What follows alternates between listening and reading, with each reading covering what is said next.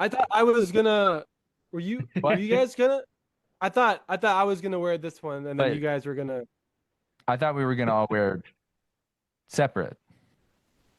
What? I had Tress.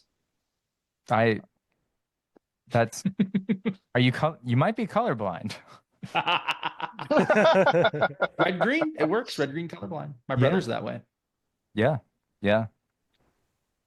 Hey, and welcome back, bookworms and listeners. I hope you appreciate that bit. We'll be doing the exact same thing next week. Okay, spoiler warning. We're going to spoil the Cosmere like we do each and every week. Hoid is Adelnasium. Boom, done. That's it. That's the whole. I mean, that might be. It might be.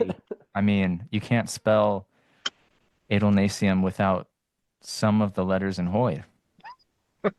That One is of very them? true. You are Two of not them. incorrect. Two of.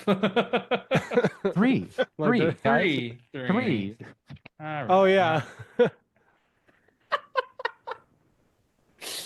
I Technically, swear I can read, guys. I swear. technically, it's okay. Like a good Alethi man, like a good Vaden man. you've Vorin only man- listened to- Vorin man. Vorin man. You've only listened to I it. thought you were gonna say like a good Voron man. State Farm is there, but No, I just misread actually, that. if you pronounce it a specific way, you actually get all four letters in there. Hadelnasium. Yeah. Well, if you write it as a Vorin, right, you can just put H in there wherever you want because it like takes the place of any letter to make it It's it true. symmetrical. That's true. Okay, how many letters is Adelnasium? Like 10? So we could put 10 H's in front of it, and then it would be a Katek. It would be a Oh, it'd be palindrome. the palindrome. Yep. Yep. Isn't his official name like Oh. Saphandrius? Hoids, Is yeah. one of his official Yeah. names. That's true. Yeah. Maybe Yeah, I mean, we have Topaz. Hoid, we have Wit, we have Stephandrius, we have. I don't think Hoid Topaz. has an official name anymore. He Midius, just Topaz. he just goes with whatever feels right. So, okay, I haven't finished this, but I saw it on Coppermine. I don't know if it's like in the book or not, but I'm reading Dragonsteel Prime right now. I'm like, Oh, I'm yeah. almost done. And at least according to Coppermine, Hoyd's name he got from like one of his mentors. So like his mentor was named Hoyd, and then he took it as he went gallivanting across the Cosmere. Huh. In the Prime version, I think. So it might not be canon. He might change that, but interesting nonetheless. It's still interesting to see his early viewpoints on the thing. Like, Yeah. And Andy has a last name. Yeah. huh? I mean, most people do. Yeah, but you've never heard Unless it you're in like, an official unless he's like Cosmere. Cher. Well, Yeah, sure. Or It's just Kaladin. Hoyd. Oh no, wait. What is Kaladin's last name? Stormblessed. Stormblessed now. Is that? Yeah, I is mean that a lot of. officially I it? mean, yeah, it is. It is he's House Stormblessed as of like Yeah, book like- 3, Okay. 2. So like when he was Yeah, the it did- surgeon's. end of book Apprentice? 2, beginning of book 3. Okay. Yeah. Do we know what his last name was before that though? Like, his dad was just Liren. There was They're no just like, Liren. Liren. Yeah, Leader so I of think it was- Hearthstone. Kaladin Yeah. Sunliren. Yeah. If you're Shin, right? Yeah. Which that was such a cool moment to look back on the second prologue of 3 of the Way of Kings and realize the way that Zeth is named is character development. Because he's Zeth's son Naturo, not or son he should be Zeth's son Volano, son Naturo.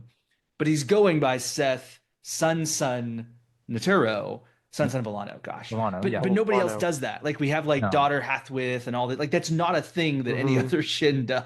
Yeah, yeah. So cool. And then in Interesting. one of these previous days, he calls himself Zeth's son Honor. And he does in Rhythm Yeah. of War also. I caught Does he that really? on my reread. Yeah, in one of his one of his few chapters, he's Zeth's son Honor. So he'd already made that switch back then, apparently. Neat. Yeah. That is Nice memory, CJ. I could have read all of Rhythm of War last night, and I still wouldn't have remembered that. Well, it just stood out to me because I remembered us or like several people talking about, Yeah. oh, he's Zeth's son Honor now. And I went, oh, he was Zeth's son Honor back then, apparently. And 4 and it years just- ago. Yeah. Yeah. Yeah. Sanderson is so good at teasing. Like, it could be anybody who takes up honor. Like, Oh, yeah. 100%. we're still speculating it. Yeah. Yeah. Oh man. It's Syl. Syl is gonna. Okay. You said We have for the last the penultimate chapter reading. We have our guest hosts, Trevor, the Sandbox, at Sandbox TV. I hope, CJ, I hope that you pointing down ends up making it correct in the video. I don't know. I don't know what yeah. Yeah, if you just kind of like circle around, yeah. And then our most recent addition, CJ, hello, Cosmere Quandaries is calling you to go subscribe. Go Sandbox TV, Cosmere Quandaries, go subscribe to them. They're going to come out with way more Cosmere content than we are in the next year. So if you want your Cosmere content, please, please go to them. And you'll probably see our faces there occasionally in the background, like Ba Edo Mishram. We'll just float by in a reflective surface. I will burn it all. And then, of course, joining us in spirit and vocally is Griff. Indeed. You will hear him, but you will not see him. But if you look behind you, you still won't see him because he's probably not there. I'm the faceless old man that secretly lives in your home. Ooh. Whoa. Oh no. Have y'all ever read that story about the person who like sewed themselves into a chair and then No. was like stalking this person, was like in the chair, Dang. and then like they found notes that they had written while they were in the chair observing them. Oh my gosh. What story is that? I do not remember the name of it, but it's very Googleable. If you I'm it's like Googling it. person who sewed themselves into I was a making chair. I was making a reference to Welcome to Night Vale. So I am going to move this conversation onward towards bigger and better things. I'm holding your hand right now. No. No, not that one. No, not that one either. I think CJ's just making up stories, which is I don't know which is more alarming at this point. I'll find you the name. Alex, what are we doing next? We're going to talk about Nexus. Guys, let's do it. All right. So by the time that The human chair. It's called the human chair. Trevor, first result. Ding, dang What? it.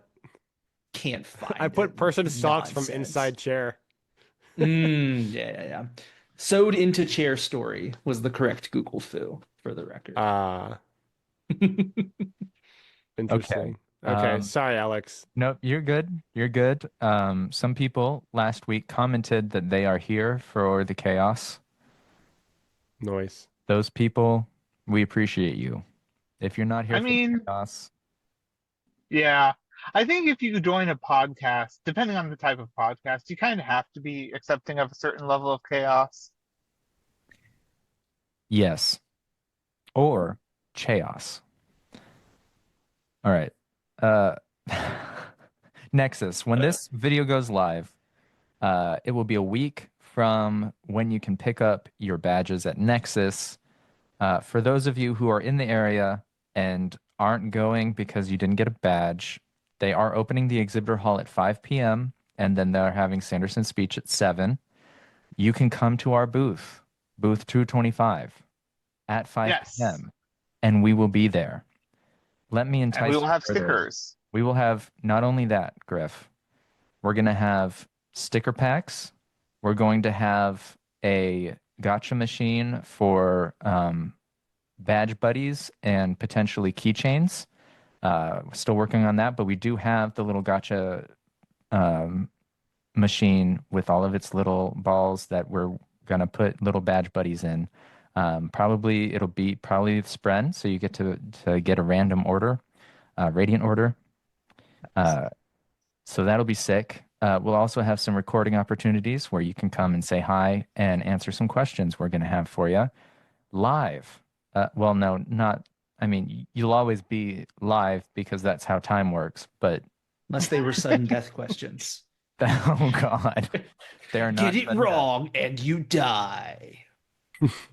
Oh no, nope, nope. CJ does not speak for booth 225 at this moment. We'll have a shard blade ready for anyone. A very tiny one that opens bottles. It doesn't actually chew flesh. And opens human flesh. Again, CJ does not talk for booth 225. What is a human but a bottle waiting to be filled? What? We are. I think a human is many things Filled apart or from a emptied, bottle first of waiting all. to be filled. I'm gonna get stuck on the semantics here. Filled or emptied? Hey, are you a pessimist or an optimist? That's really the question. I'm a realist, so Is your human half full or half empty? Oh dear. For those of you who are unable to attend Nexus and you don't live in the area, panelists have been given permission to record their panels and post them 30 days after the event. They'll also post Sanderson's speech and probably some other cool stuff, right? I wonder why 30 days. I think it's so they can do like crowd control.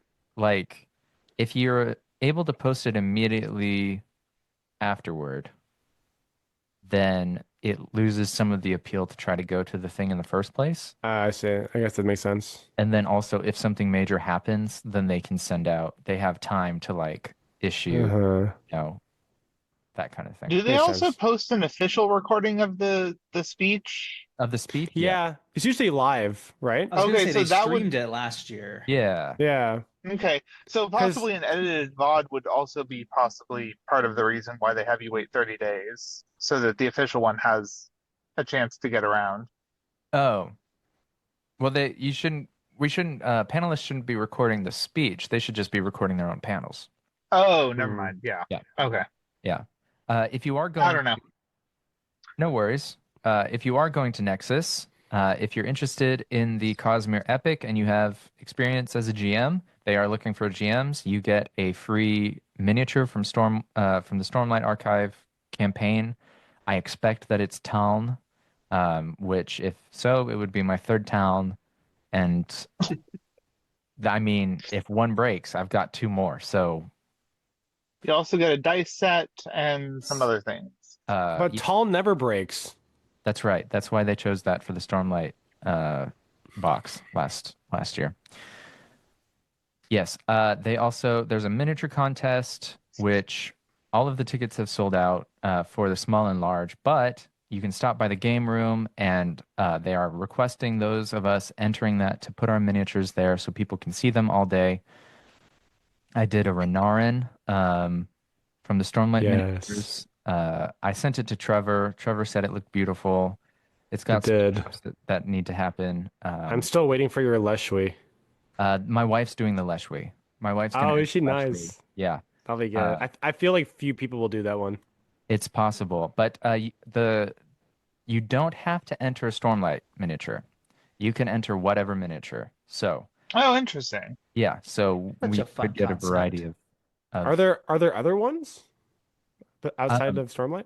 No, I mean that like have been you released? just grab. It doesn't even have to be Cosmere related. Yeah, no Cosmere. Oh, okay. There was a Kolos and some other ones for the Mistborn house game or something. Oh, that's cool. Yeah. Dang.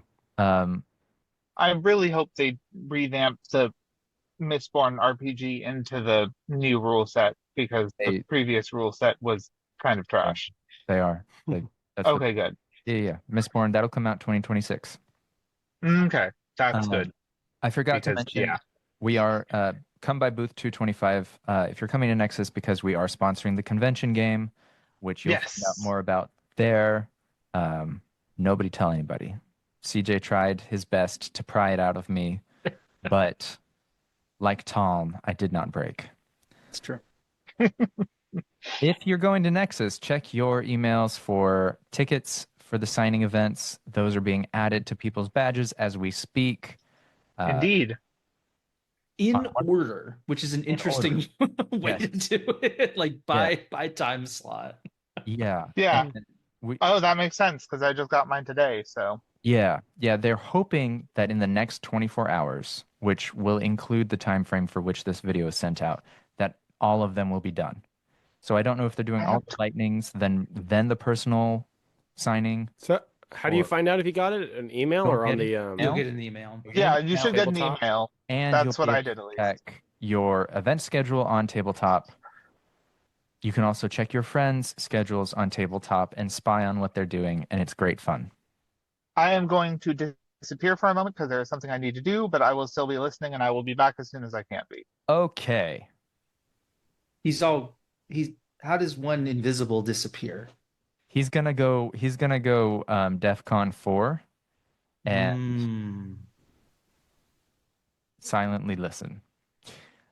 If you are a fan of the Sanderson Collector, they have in their Discord or on their site, they have a page where they have listed out every book and every merch item that you should bring to the convention to get signed by the authors and artists.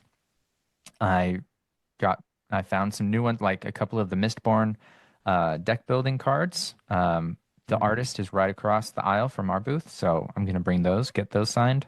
Unless my wife is like, no, why would we sign cards? Which I can see pros and cons. Yeah. I had Brandon, the Brotherwise game that is Boss Monster. Have you ever played that? I've not played it. I've heard about it. Okay. One of the gimmicks is you are playing the evil monsters and attracting the heroes into your den to kill them. Right. The epic heroes are many of them based around pop culture references, and they did a series that were authors. And so one of them is Brandon Word Blessed, and it's him like floating as a windrunner with a mist cloak and a few other things. So I had him sign that a couple of years back. It was really You cool. had Brandon sign that? I did. Sick. That's awesome. Yeah, it was fun. Okay. Did anybody else catch the weekly update today? I didn't. There's just not going to be a weekly update for the next 2 days. And if you got the ARC thing, they announced the winners in the YouTube video, and it's like one per platform. Anyways, I didn't recognize any of the names, so I mean, out of thousands of people, why would I? Yeah. Yeah. They didn't mention anything about the mugs, but if you have your Radiant mugs and this is somehow the first time you're hearing about this, Dragon Stew will be processing a refund for those because they're not safe. Alas. Yeah. And will not be shipping them to you if you haven't gotten them yet. That's true. Well. Yes. Which is also kind of sad because like that'll be a huge collector's item. Speaking of Collectors Guild things. That very, very true. Yeah. Oh yeah. Somebody in the Sanderson or the 17th Shard Discord said that the low number, the 1 through 1000 badge or book signed, the 1 through 1000 numbering line ends at 10 p.m. Wednesday. I don't know how true that is, but if you're wanting a number below 1000 for your signed Wind and Truth, like me, and you're not getting in until later in the day, you might still get a chance. So I know where I'm going. As soon as... Originally that was like 2 a.m. Wednesday or something weird, wasn't it? It was it opens at, so you can start lining up at 4 a.m. and they start handing out the numbers at 10 a.m. Okay. But they're going to keep that opportunity open until 10 p.m. But that is so you have to be the verified. first. So you got to be the first 1,000 people. First 1,000. Otherwise, why do you care? Just kidding. Of course you can care if you want 1,111. Which I would if I don't get 111, which I probably won't. So that's okay. One day. What if you get 1, 2, 3, 4? Brilliant. That would be awesome. But they also have stated that they won't let you choose which number you get, just FYI. Because people would be like, oh, I want this number. Oh, I want that number. I want 1, 2, 3. I want... Yeah. Okay, we get it. Yep. Although I expect they'll still probably do that if you ask nicely enough. Did I miss anything else, guys? Sounds like it to me. I think, yeah. So Today's chapter has several parts. It is the final chapter of day 2, so don't be surprised when I get to the end of it and I'm like, the end of day 2.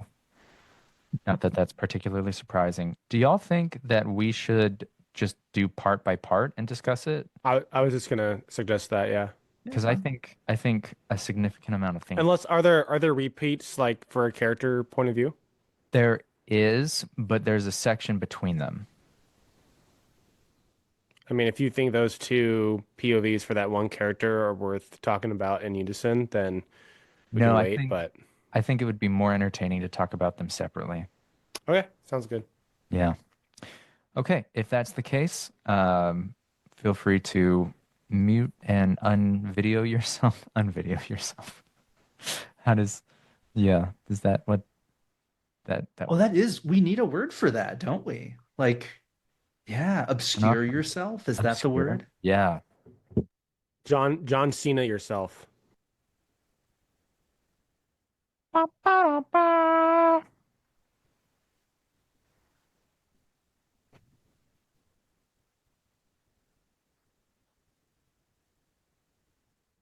Chapter 33. The conflux of all darkness and sorrow. May you have the courage someday to walk away, and the wisdom to recognize that day when it arrives. From The Way of Kings, 4th Parable. Lift gasped at the sudden flood of light. She'd been near Dalinar's perpendicularity before, but the wonder still struck her every time. That powerful illumination shining straight through her, making her transparent. Even hidden in the little air tunnels as she was, it overwhelmed her. Today, within that light, she saw herself as she could have been, standing tall and proud, unafraid of the future, because the hand of someone loving rested on her shoulder. In this vision, she was dressed in the Iriali clothing of her childhood, where her family had moved when she'd been young. What if she'd stayed there, in Ral Ilorim, instead of wherever the wind put her? Would she have become that girl, that confident young woman, with gleaming hair, wearing an Iriali short shirt, her shoulders and midriff exposed? As if she didn't care that people saw she was growing up? This version of her didn't seem afraid of anything. Lift reached for that version of herself, her fingers barely visible in the light, and she thought she felt a comforting song flow through her. And that hand, on the shoulder, with tan skin and painted nails, so familiar. Though the rest of the figure was invisible, Lift knew that hand, so soft despite its calluses. If she could hold it just one more time. But there was no substance to this vision, and Lift knew, confronted by this at last, something she'd been lying to herself about. She didn't believe her mother was dead. Oh, she said it. She said it over and over, the way her great-uncle had always sworn by the name of the god he hated. In case that god was watching, in case fate was checking on her, because if you said it, then nobody would ask what was really in your heart. She didn't believe. She physically couldn't. Her mother would hold her again, and life would be warm. But Lift, she couldn't change. What if Mother returned and didn't recognize her? What if Mother looked for her and didn't see her, so found some other little girl to love? Life had been perfect for a few months. Why couldn't it have stayed that way? Lift? A trembling voice said from behind her in the shaft. The vision vanished. I'm scared. Wendell? But no, that was... She turned sharply and saw Gavinor, in her shadow, gazing past her into the room where Navani and Dalinar were opening their perpendicularity. From the wall next to her, Wendell's vine formed a mouth. Oh dear, did you know he was following us? Of course not, Lift hissed. Gav, what are you doing? You said, the boy whispered, we have to learn when to obey and when not to obey. I saw you sneak in. This is a time to not obey? He shrank further before that light. Storms, It was one thing to be caught peeking in on important meetings. It was quite another to be caught corrupting the starving crown prince and grandson of the starving bondsmiths. They'd string her up. Worse, they'd stop letting her steal their desserts. She tried to shoo Gav back down the small tunnel, but he was frozen in place. With a sigh, she twisted around so she could push him back before her. She'd missed whatever awesome thing Dalinar and Navani were doing, but whatever. She startled the strange purplish kremling as they crawled. Those things were all over in the air shafts. She wondered what they tasted like boiled, but had never managed to catch one. She also wondered if anyone else suspected what they really were. She got Gav moving at last, and everything was fine until Navani gave a shout, and the light started to pull them toward it. Lift screamed as she slid backward through the tunnel, pushing hard on the walls to stop herself. But then Gav collided with her, shoving them both out into the room. "Mistress!" Wendell cried. "Oh my! Mistress!" Air rushed around them in a roar, rivaling the sounds of the waterfalls that had made listening in so difficult. With the powerful light blinding her, she lost track of where she was, and Gav slipped from her grip. They were both being pulled toward that rift, sliding across the rough ground, bumping over stones. In her panic, she tried something she'd never managed before. She became unawesome. Instead of slipping freely, she tried to make herself grind against the ground, maybe stick. Unfortunately, the friction just made her flip upward instead. She flew through the too bright air toward the rift, until someone seized her by the arm and held her, a figure that cast a shadow in the wrong direction. A man, all in black, grunting, struggling against the powerful rift until finally the perpendicularity vanished. Lift slumped toward the ground, dropping like a kite with no wind. She could barely see anything, just shapes and shadows, though her vision quickly began to return. "Thanks," she muttered. "You're lucky I sensed you watching again," Wit said. "I almost missed grabbing you from the air. You both owe me." She relaxed and Wendell came scuttling over. "Oh, what was that?" Wendell said. "Master Hoyd, what happened?" "I wish I knew," Wit said. "Their anchors are gone, and, well, so are they." "Wait," Lift said, opening her eyes. "They went in, like, totally? Bodies too?" Whenever she'd snuck into Dalinar's visions, she'd left her body behind. "Yes," Wit said. "And you? No thanks for the rescue? Figures." Lift frowned at that until she saw the Kremling from earlier fluttering away on wings that could barely hold it in the air. So when Wit had said both of them, he'd meant... Lift sat bolt upright. "Gav!" "What?" Wit asked. "Did you grab Gavinor? He was sneaking through the tunnels behind me." She leapt to her feet, searching around. "You saved him, right?" "I didn't see him," Wit admitted. "Why not?" she shouted. "You saw me." "Lift, you're so highly invested I'm surprised normal people can't feel it. You glow so brightly to my life sense that you outshine anybody nearby. You're sure Gavinor was here?" She nodded. Then the two of them looked, slowly, toward the bare portion of stone where the portal had been. "Well, shit," Lift said. "You heard that from Zyle, haven't you?" Wit said, his eyes growing distant. "Why do people keep saying that?" "Rosharans don't use that particular word as an epithet," Wit said, his expression still strange as he turned in a slow circle. "You're only going to confuse people. The best words are the ones most people don't understand. That is literally the opposite of how language should function. Yeah, 'cause you make sense all the time. Anyway, what are you doing? Should we be panicking?" "Design and I are peeking into the cognitive realm," Wit said, "in case we were lucky and the bondsmiths dropped into Shadesmar." "And?" Lift guessed. "I see the remnants of one corpse, Malwish by that broken mask, and a destroyed chamber. That's curious, but no sign of Gav, Dalinar, or Navani. Unfortunately, it seems they did go into the spiritual realm. Which means..." Wit focused on her, then drew his lips to a line. "We have to hope that Dalinar finds his way back in the next 8 days. And if he doesn't..." She glanced at Wendell, who had shrunken into a small pile of vines, whimpering softly. Storms. Gav would be terrified. Could she do anything? This complicates everything, Wit said. The contract has provisions for Dalinar's death before the deadline, his stalling for time, or if his arrival is prevented by another. But if he doesn't show up because of his own choices, I believe that will be a forfeit. Meaning we lose. Worse, Wit said. It will be as if Dalinar broke the contract, violating his oath. As Dalinar represents honor, the power of which is maintaining Odium's place on this planet. If Dalinar doesn't show up, that will liberate Odium entirely. He'll be free to rampage in the Cosmere again. Storms. Maybe Gav wasn't the only one in trouble. Except, don't we want Odium to leave? Odium unbound would be terrible, Wit said, crossing to where the portal had opened.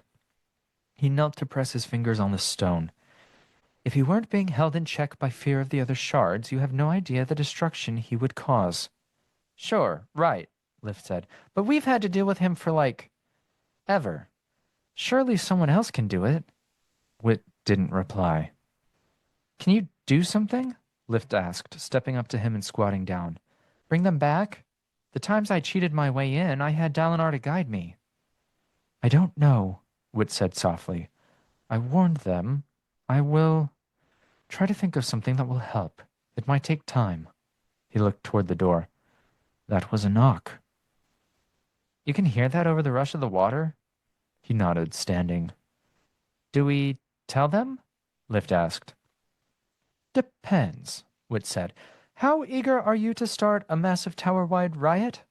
Dalinar and Navani are the glue that holds together the nation and the Radiance. I think the only thing keeping people from going full-on panic is the belief that somehow the Blackthorn will handle the upcoming contest. If people find out he's gone... Right, she said as another knock came, this time louder. What do we do then? We do the smart thing, of course, Wit said, starting to glow as he drew in Stormlight. We lie. Chapter break. I have a theory. I would love to hear your theory. I'm sure someone's already thought of this, but now that we have these preview chapters, it gives a little bit, lends more credence to it. But I mean, it feels like throughout the Stormlight Archive, the whole unite them that Dalinar gets is that threat that he's supposed to kind of unite the people to protect against keeps evolving and changing. What if the whole time it's been Honor trying to tell him you have to unite the shards against Odium? One-on-one Odium will beat everyone, but together is the only way to actually beat Odium. So what if releasing him actually has to happen so that they see oh, we're not safe on our own. We have to kind of unite. It's too smart, man. It's too smart. I see that maybe they're limited to their planet, so maybe they can't do much. I don't know, but it seems like Odium's not limited to his planet, so yeah, he's limited to the system. I expect the other. But that's only due to the oath that apparently Honor locked him with. Right. So right. Well, didn't he go to a bunch of planets outside this system? Earlier. Yeah. Oh, okay. Yeah, that was earlier. That was before. That was in the before times. That was 9,000 years ago. Yeah, that was in the before four. Before four. All right. Cool. My mind-blowing moment was Lift is related to interlude number 1, dude. Her great uncle who curses by 2 different gods and curses by the one brother to make the other god think that he doesn't really worship him. Wow. She's thinking about her great uncle and how he curses in that way, and I'm like, there's no way you don't do that on purpose, Sanderson. Wait, brilliant. Who was that? What interlude number 1? Ishik, maybe. He's the fisher dude in the Pure Lake, and he's the only person in this entire series that's ever cursed by I curse by Vun Makak, but really I worship Vun Malek, or whichever one is which. Okay. But There's the two. Yeah. Interesting. So I was like, that's really cool. Yeah. all Good coming catch. back. There's been a lot together. of bookend like parallels between this one and Way of Kings so far, so that wouldn't surprise me. That's good. Yeah. Good catch. I mean, Sanderson read the interlude that brings Yeah. like four Yeah, different yeah. interludes together at Dragonsteel. So yeah, it's on his Yeah. mind. He's bringing Thinker and Definitely. Grump back a little bit later. Brilliant. Yeah. I did find two things of this chapter interesting. One, Lift referring to what the or what the Kremlings really are. Yeah. Yeah, Mm. Sleepless. Possible, probable. The Yeah, second 'cause he one met was one. yes. Yeah. The second thing was I was actually kind of right. Apparently the collapsing perpendicularity acted like a vortex. Yes. Yeah. Yep. Yeah. Nice So- job, Griff. Thank you. I did pick up on that. So Yeah. And Gavinor got sucked in.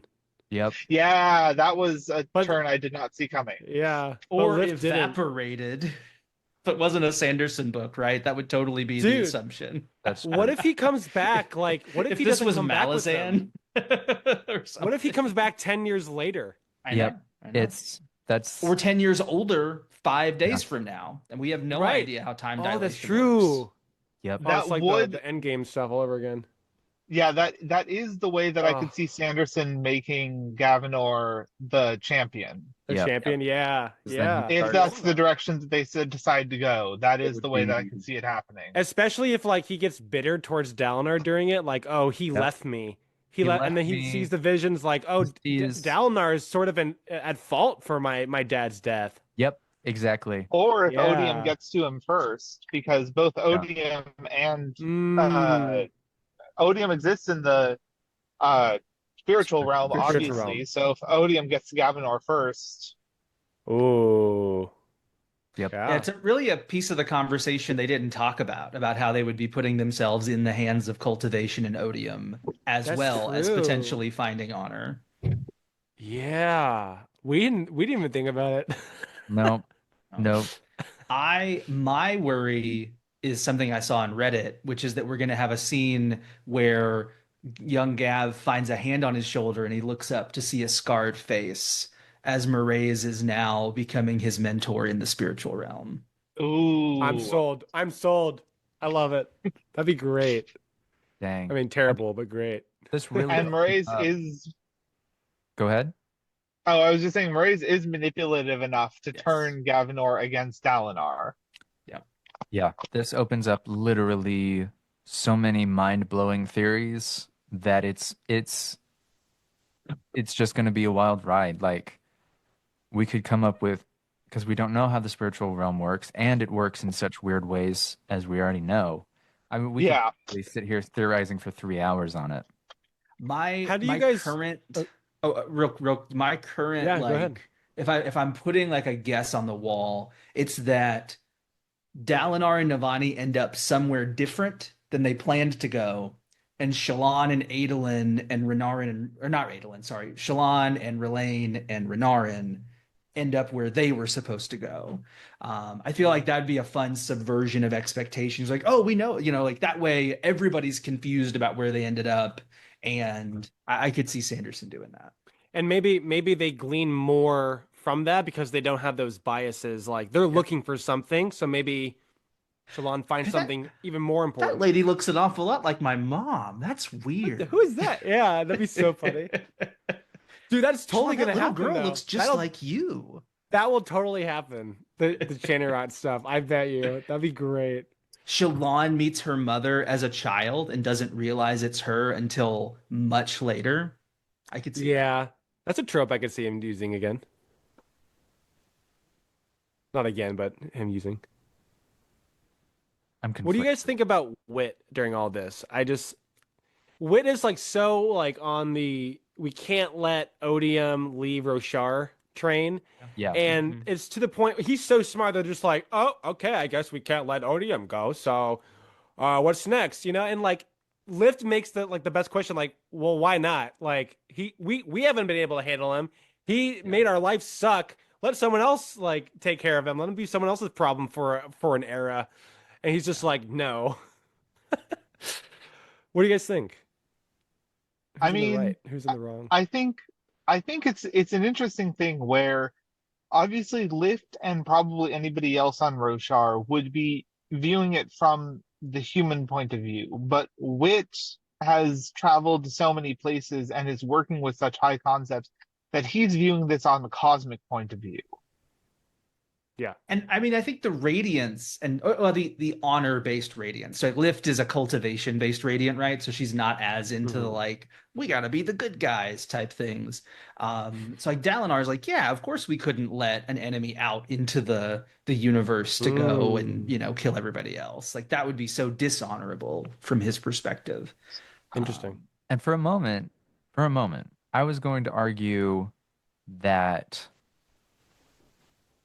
whatever happens in Stormlight 5, Hoyd feels safe enough to leave Roshar because we see him at various points in Mistborn Era 2.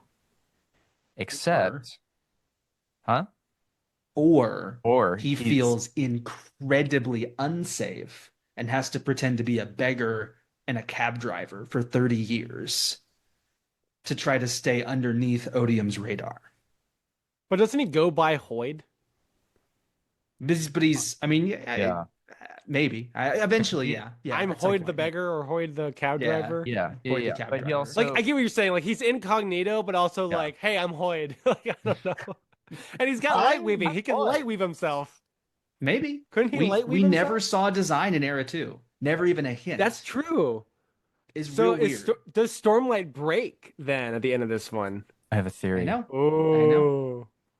I have a theory. I still think those are Skybreakers at the end of Lost Metal, for the record. Skybreakers, Squires, or something. Were they not? Are they not? Sanderson's given a really weird answer about it. He had the chance to say no, they were not. He was like, well, by that time, you wouldn't really see radiance off planet. So I'm like, you could have just said no, and you didn't say no. So that makes me think. So yeah, I mean, but what's your theory, Alex? What's your theory? Yeah. Oh. What's your theory on this? What are your thoughts? Feel weird. My theory is that Hoyd can do the sleepwalking thing, so he might still be on Roshar, and every time we see him in the Lost Metal or in the Era 2, he's just doing the sleepwalking thing. That was it. That was the theory. It's not a very interesting theory.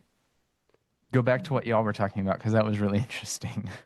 So at the end of Lost Metal, the people show up from the Ghost Bloods, right? The Ghost Bloods send people to help Steris, and she's like, hey, I need these ships to be like sunk. And they say, are you sure that this is within the laws of this city for us to do that? And she says, yes. And then they fly off to the ships and they sink them. And that would be a very skybreakery way to approach the problem. Like, hey, we do have legal writ to do this. And then two, they would be able to gravitate over and they would be able to use division to sink the ships.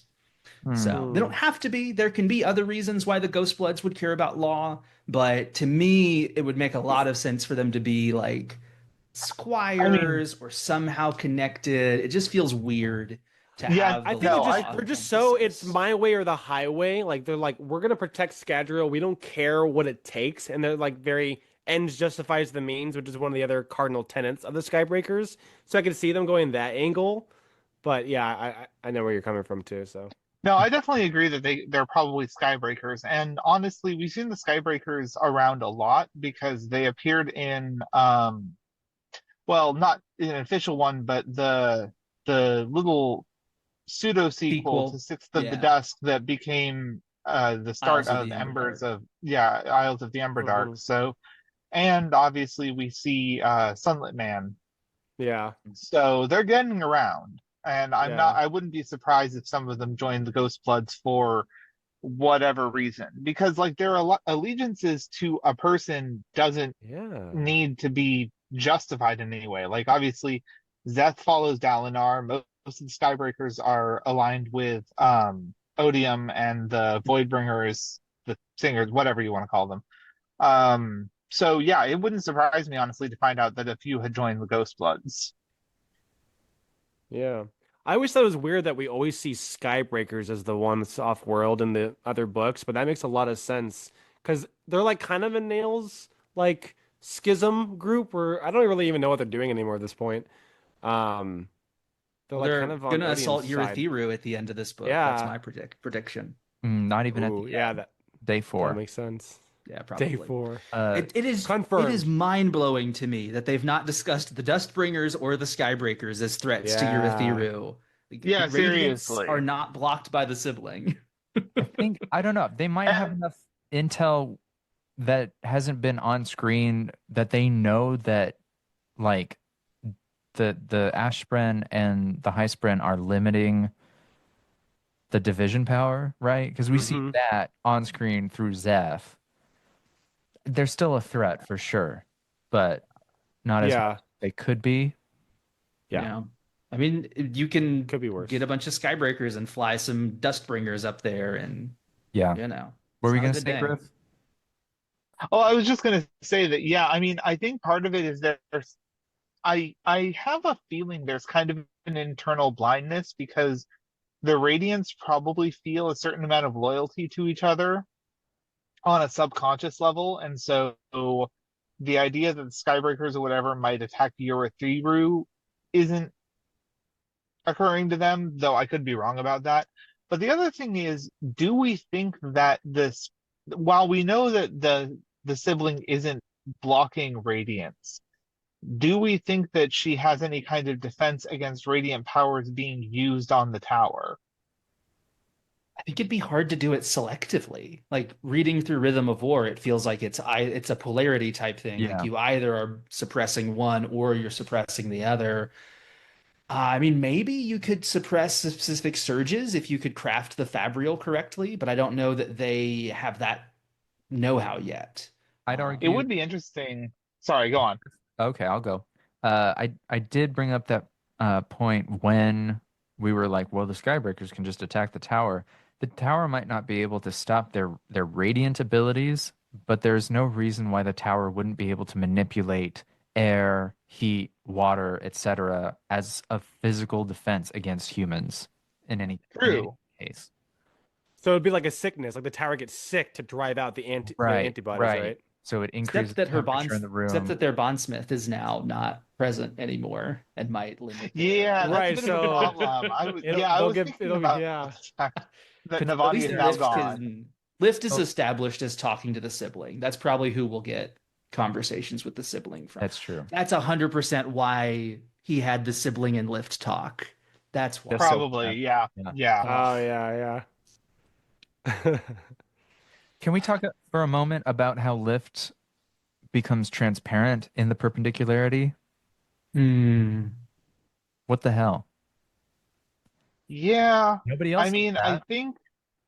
I That's her think this boon has to there. do with her being able to grab Wendell. Like I wonder if I still like part of me still thinks that she's the cognitive shadow or something because like we know that she's growing and changing and I get that and all that, but like so much of her reads as a cognitive shadow given physical form somehow by maybe the Night Mother or something. I feel like her spirit web is kind of in like this homeostasis, kind of like what causes the dead eyes for like the cognitive realm, like Spren. Her, I feel like cultivation did something that just like pause on your like soul, and so she just maybe that makes her appear transparent or something. I don't know, but it's got to do something to do with that boon. Yeah, weird. Yeah, I mean, this is like it's like gold, right? Like she's able to see this other version of herself through a glimpse into the spiritual realm, and it Yeah. seems like it's a connection with the that cultivation gave that's making her more susceptible to that light, perhaps. Okay, so I have an interesting theory that just occurred to me. Okay. So we know that the gods can look into potential alternate futures. Hmm. Yep. The futures that Some of them, might come. some of them better than Right. others, right? Some of They some of can- them better than others. Yeah, yeah. Well, I mean, the um what if somehow cultivation reached into the future and pulled one of those alternate future lifts into the present? I I feel like she could maybe, but why would she? I mean, that's one of the theories and questions I have, right? Is like if you can do these spiritual visions, can you start to pull people back out the way that we can put people in? Like if you can put Bado Mishram in, it feels like in theory you can pull people out of a spiritual vision. Um, I worry about the idea of pulling somebody out of a potential future because it isn't a thing yet. It's a potentiality, but it's an Right. interesting direction. And I'm not saying that's the case, but it is something. Or I mean, like the fact that she's able to sneak into Dalinar's visions and everything like that, like it does feel like she is something other than a physical being. Yeah. Oh yeah. I mean, I think she's like yeah, it's like she's got a higher cognitive aspect, or like in the way that the Spren are pulled from cognitive realm into physical, it's maybe like she's been pulled from physical realm partially into cognitive realm. I could see that a little Plus, we bit. have seen something similar to a cognitive shadow being given physical form via Yumi and the Nightmare Painter. Mm-hmm. Yeah. So I feel like that's maybe the most likely answer. Yeah.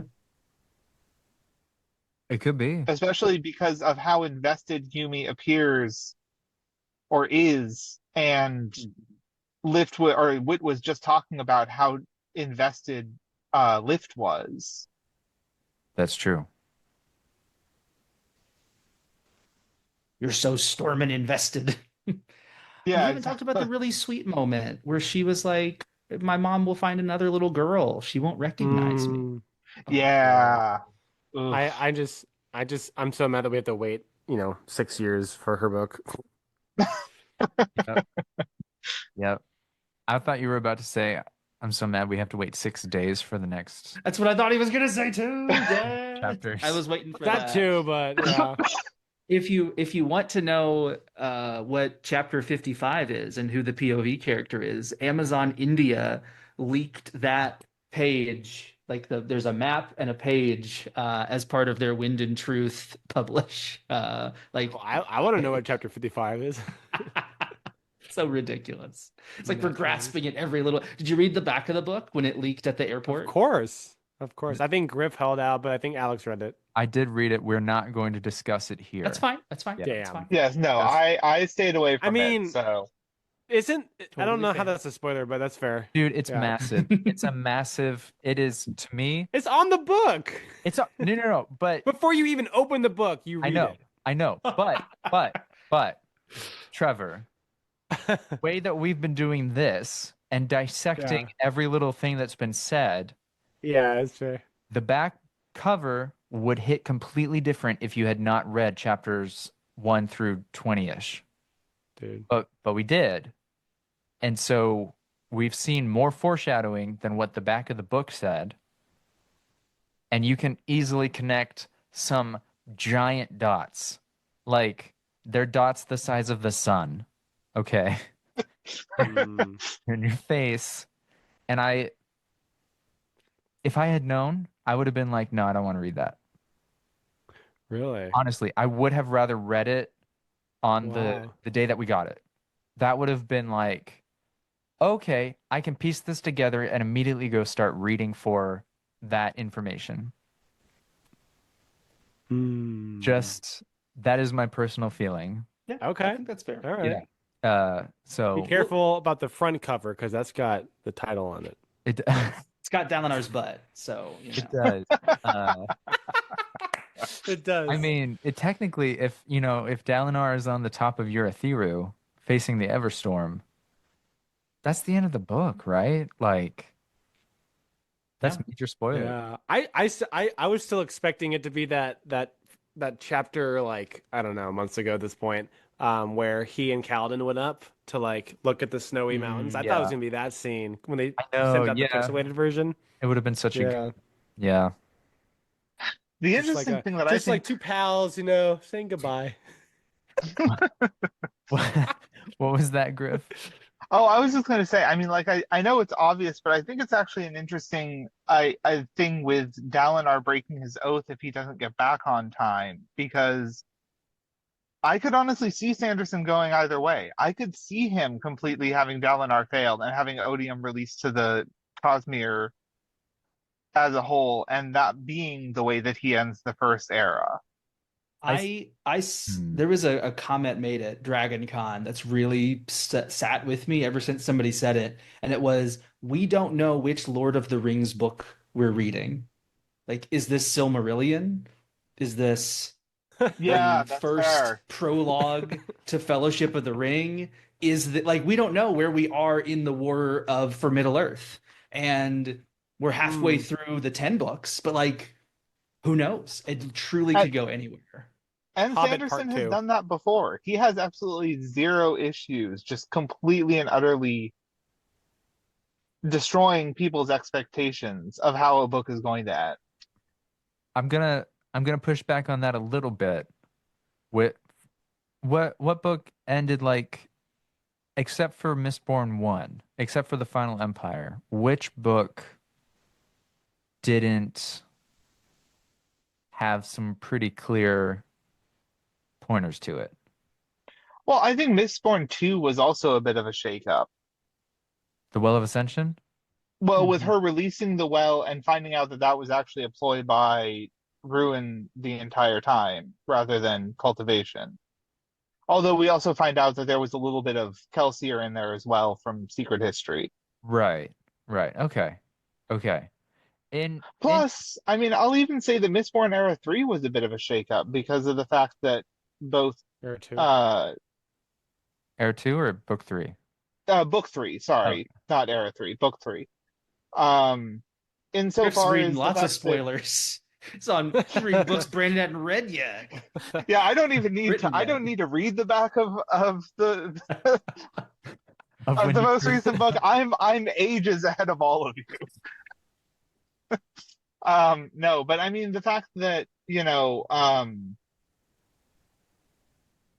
Vin and Ellen both, well, like, we don't make it, and we know that he actually, I don't think Harmony could have revived them the way he said he could. Um, and I don't know if that was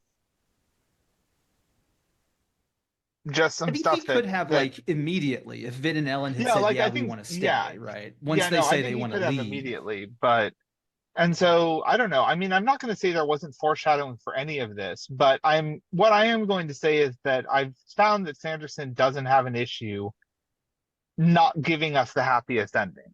he doesn't have an issue not giving us the happiest ending. He doesn't have an issue subverting our expectations by breaking his own magic systems in a way that was foreseeable or, yeah, at least fits.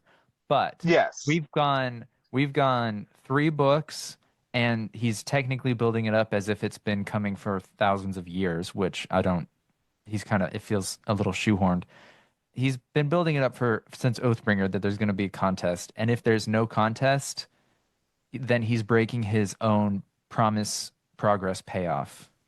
Yeah, okay, I that's would. fair. He's That's actually fair. been building it up since Way of Kings. One of the visions references a contest. Has he really? Did it really? Yeah, it's been there since like one of the last visions. It's like, you may be able to convince him to accept a contest of champions. Yeah, because he stays in one of the visions while the wave of destruction That's comes, and we right. see the armored person in with the 9 shadows and all Yeah. that. Okay. Okay. I take it back. For 5 books, he's been building to the contest of champions, and Wait, if wait, wait, no, that's not Way of Kings. That's Oathbringer. No, it's in Way of Kings. I promise. Oh, is Because it in Way of when I Kings? was doing my reread, I was like, wow, he really brought it in at the very one of the visions. Um, Okay, I'll have to double yeah. check that because I remember him saying it in Oathbringer yeah, after Dalinar kind of makes the whole bondsmith pact and all that, but I don't Yeah. remember it in Way of Kings. I yeah. didn't either. And then we did the yeah. Also, quick plug for Sanderson books on Amazon. All 4 Stormlight books Oh yeah. are $2.99 right now on Kindle. They will be until December 1st. So I picked them up because I didn't have them, and now I feel like it'll be easier to search for things. Ta-da! Very true. Okay, let's move on to the unless somebody has something massively important to say. Nope. I do want to say, Trevor, I don't blame you for sending me the back of the book. and I'm Oh, complete. good. I'm good. Like I'm good. Had I known, I figured. I would have preferred not to. But Yeah. since I didn't know, it I was also think you're way smarter than me because I read it. I was like, huh, cool. And you're like, oh my gosh, this spoils this. I'm like, wait, what does this spoil? I And you know show me, that I'm was like, funny. I I was don't like, really see what you're saying, but sure. yeah, yeah. And then I didn't want to start pointing it out to yeah, anyway. No, it's fair. It's fair. Yeah, yeah, yeah. We're good. We're good. I'm good. See ya.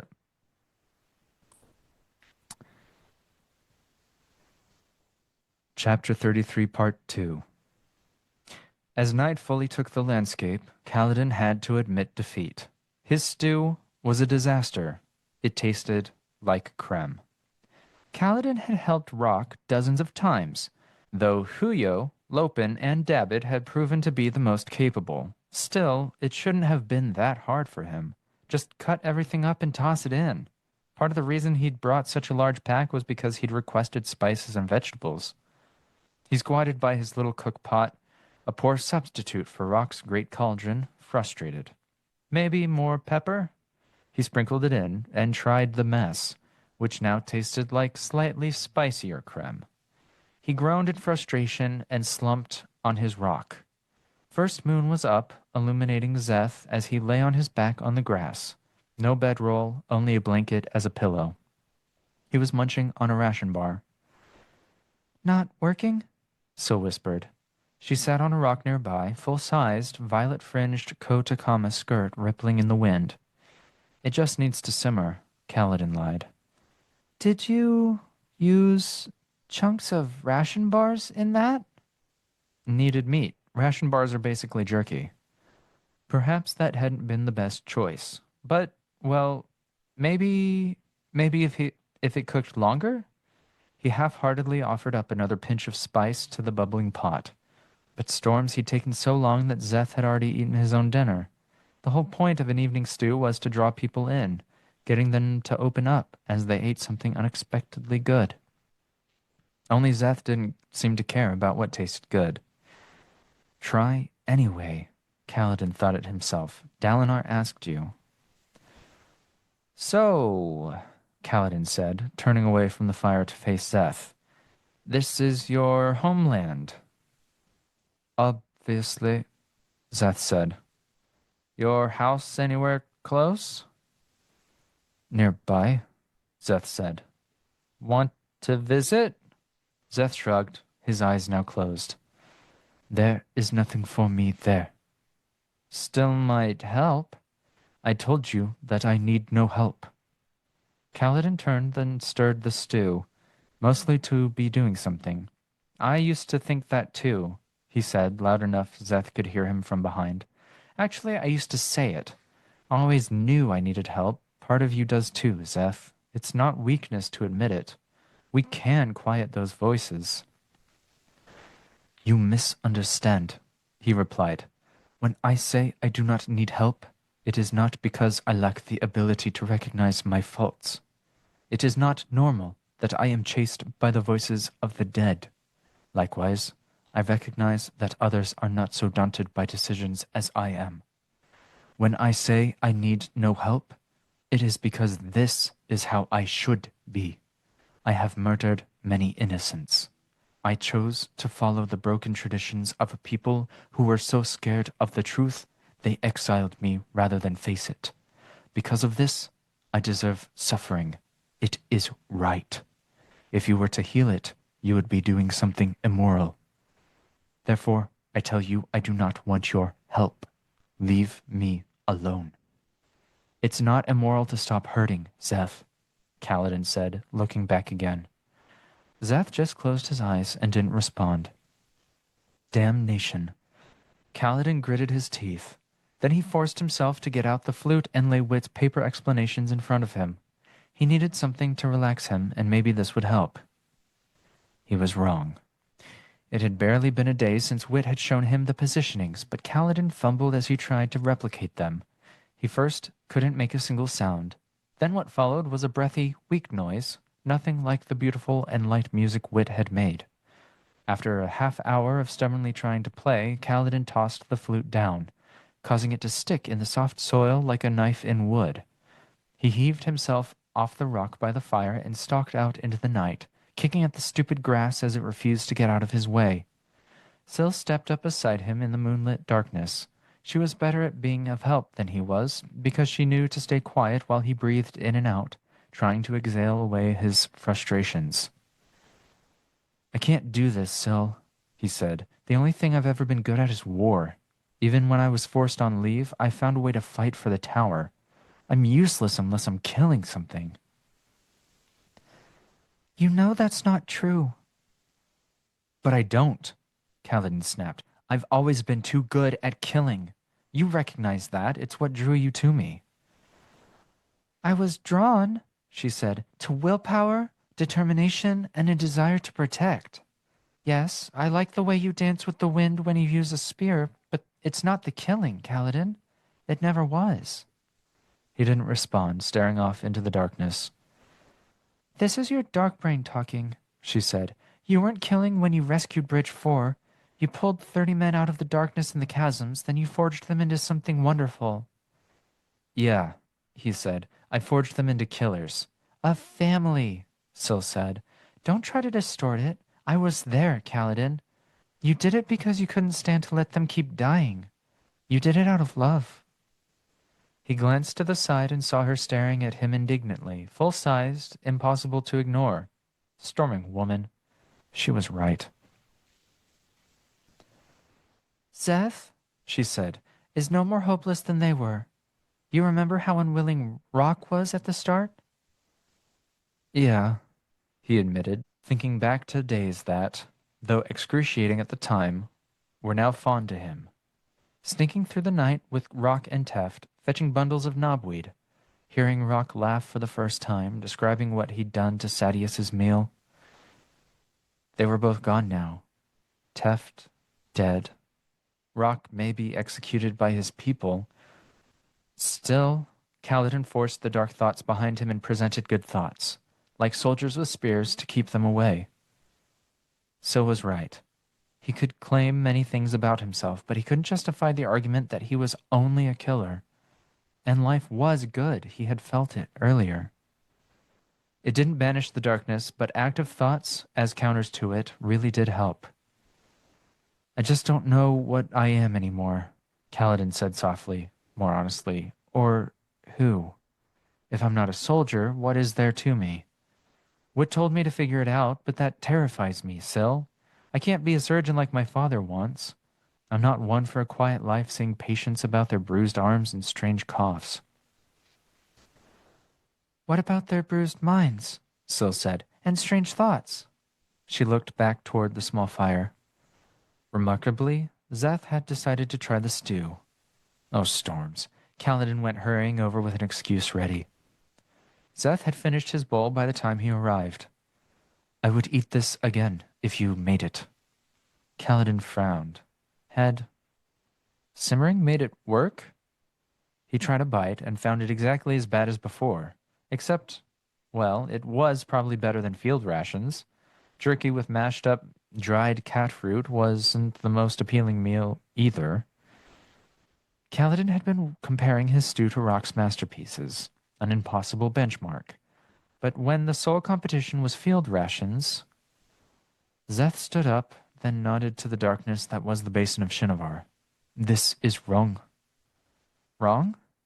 I don't see anything." "There should be candlelights," Zeth explained. "Fires at the homesteads and villages. I see only darkness. It's like they've all simply vanished." Kaladin stepped up beside him, gazing out at an ocean of black. "I lied to you earlier," Zeth admitted. "I do love my people, Kaladin. My exile makes it feel like I don't care about anything, and sometimes I tell myself I don't deserve to care. But the exile was, for so long, my proof that I loved them. I want to help my people. That is more important to me than the quest, though that makes me a bad skybreaker." "We will help them, Zeth," Kaladin promised. "Perhaps we will start by visiting my family homestead. To..." See if it shows us anything. Seth handed back his bowl, then walked off and lay down, pulling his blanket over himself and turning away from Kaladin. Well, that hadn't been the laughter over a stew pot Kaladin had wanted, but it was something. He settled down and ate a bowl, finishing off what was left in the pot. He tried not to compare it to rock stew, and it helped. He didn't want to get into the habit of lowering his standards, but conversely, never being willing to reassess was just as bad.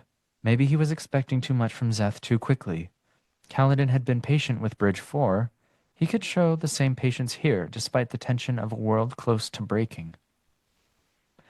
With that in mind, he decided to pick up the flute and give it another go. He walked a distance away to not bother Szeth and forced himself to practice, and felt wind blowing across him as he did. A peaceful wind of this place, where the grass wasn't afraid. A wind he found comforting. "Is that you?" Kaladin asked, lowering the flute. "Yes," the wind whispered in his ear, causing Syl to perk up where she'd been sitting on the ground nearby. "The music the Ancient One taught you. It calls to me." "I've done as you asked," Kaladin said. "I'm here. I'm still not sure why, but I'm here. Can you tell me?" "Odium changes. His goals change. I can speak now, when it was so hard for years." "That has to do with Odium?" Syl asked. "He changes. His attention is not on me," the wind said. "The stones have always had the capacity to speak, but only now started doing so. I am always here. Now I warn, Odium is made anew. This is dangerous. Stay. Watch. I will watch too. I do not have answers yet, but I feel better that you are here. Together we must preserve a remnant of honor. Somehow." Kaladin thought on that as the wind faded. He found himself again thinking of his friends fighting without him, remembering the trauma of Tef's death. It was a fresh wound. He couldn't fixate on it, he knew. Not and become a new person, like Wit said. Eventually he went back to the flute. The wind didn't return, and his musical attempts were just as pathetic as they'd been earlier. But Stormit, there was one thing that was reliably true about Kaladin Stormblessed. Regardless of his job or his location, even if you took away his ability to fight, he was still the most stubborn fool of a person who ever lived. So he kept right on blowing awful notes on that flute. Right until he looked up and found the Herald Ishar standing in front of him. Chapter break.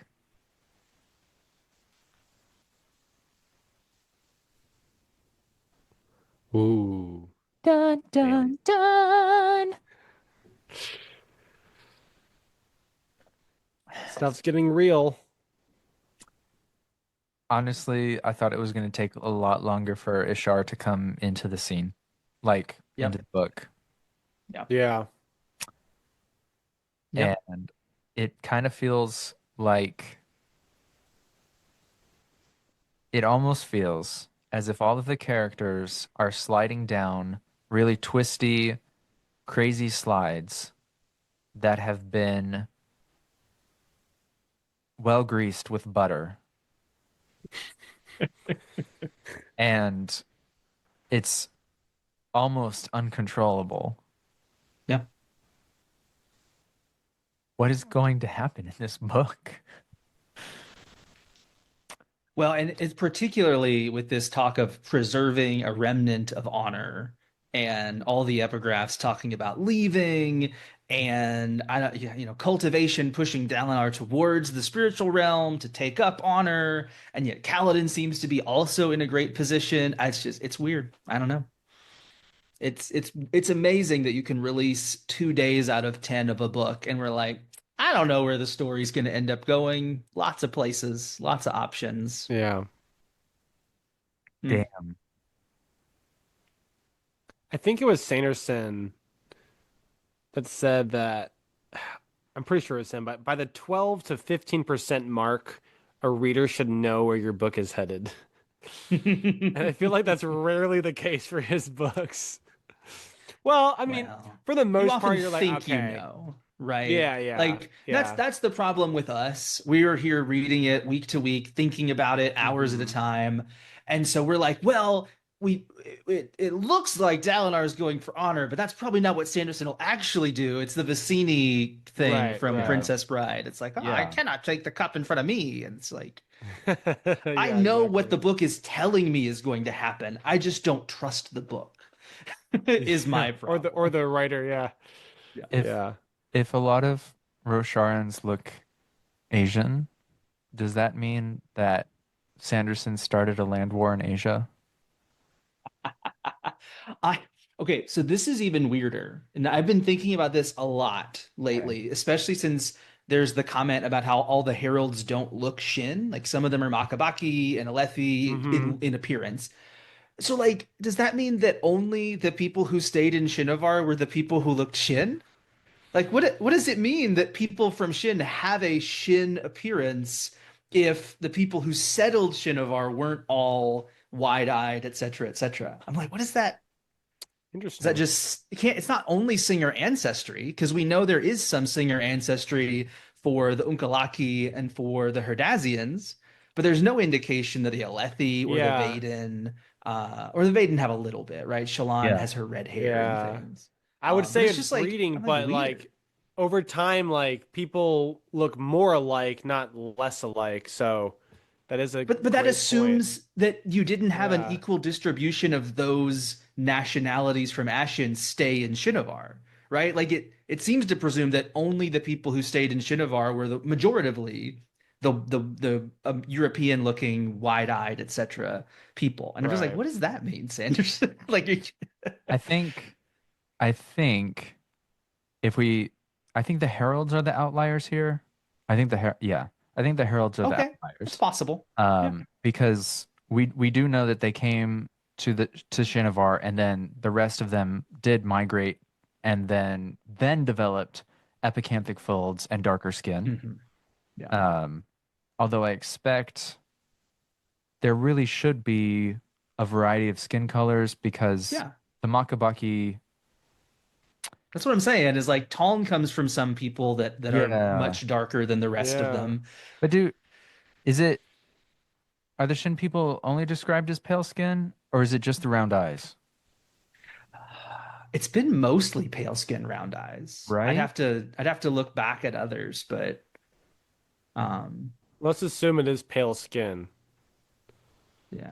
Do you think maybe it's like a class system type of thing where Maybe. like maybe they were higher up on the on what was it, Ashen?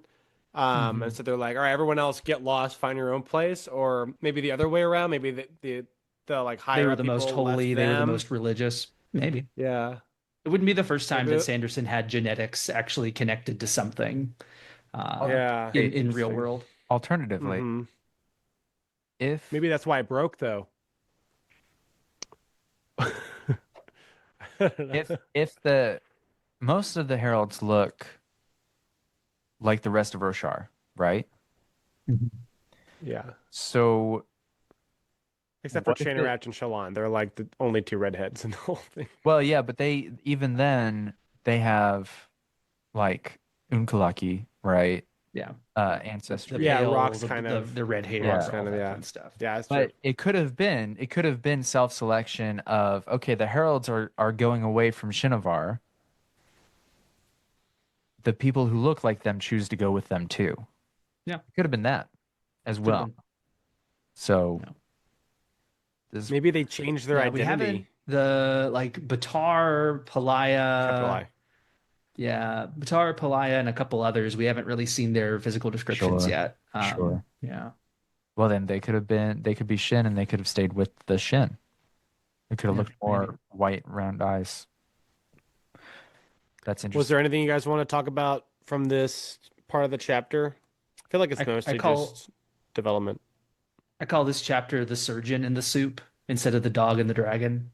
The Nice. surgeon in the soup. Yeah. Nice. I just like I love how Sanderson can so perfectly parallel the dog and the dragon moment without beating you over the head to be like, hey, remember the dog and the dragon and how that story was about Kaladin? You shouldn't try to be this like perfect version of yourself. You should just accept that you are succeeding in the person that you are. And yet it's Yeah. beautifully like it just carries that theme forward. And I love it so That's much. great. That is good. I love that, when he learns a lesson, the next book, Kaladin, like, continues with having had learned that lesson. It's not like Yes. a sitcom or something, I That's don't know. that's ideal. Yeah, not really. Although that is my biggest gripe with Marcy from Mistborn Era 2. I feel like she has the same arc in every book, but that is correct. that's neither here nor there. That's correct. It's actually it's like poetry. It rhymes. It's fantastic. It's fantastic. We don't need to go there tonight. No, we do not. Thank you, JJ Abrams. Yeah, no, I agree. This is just more setup of, oh, hey, look, something weird is happening. Maybe we should go visit my homestead. There's a promise. Yeah. And then we get some more promises of preserving a portion of honor. That's weird. And then we get some progress on the fact that Kaladin can indeed play the flute well enough to call the wind. And then we get a big moment of Ishar coming out of nowhere, kind of like Old Man in the Woods style. I am actually happy that Ishar comes here because it might not show that he's willing to work with others, but at least like it gives Kaladin just that much extra time to like lay the groundwork, plant the seeds, try to make something of this relationship with him. So, imagine he only finds him like day 8. You're like, oh, you're done. Yeah.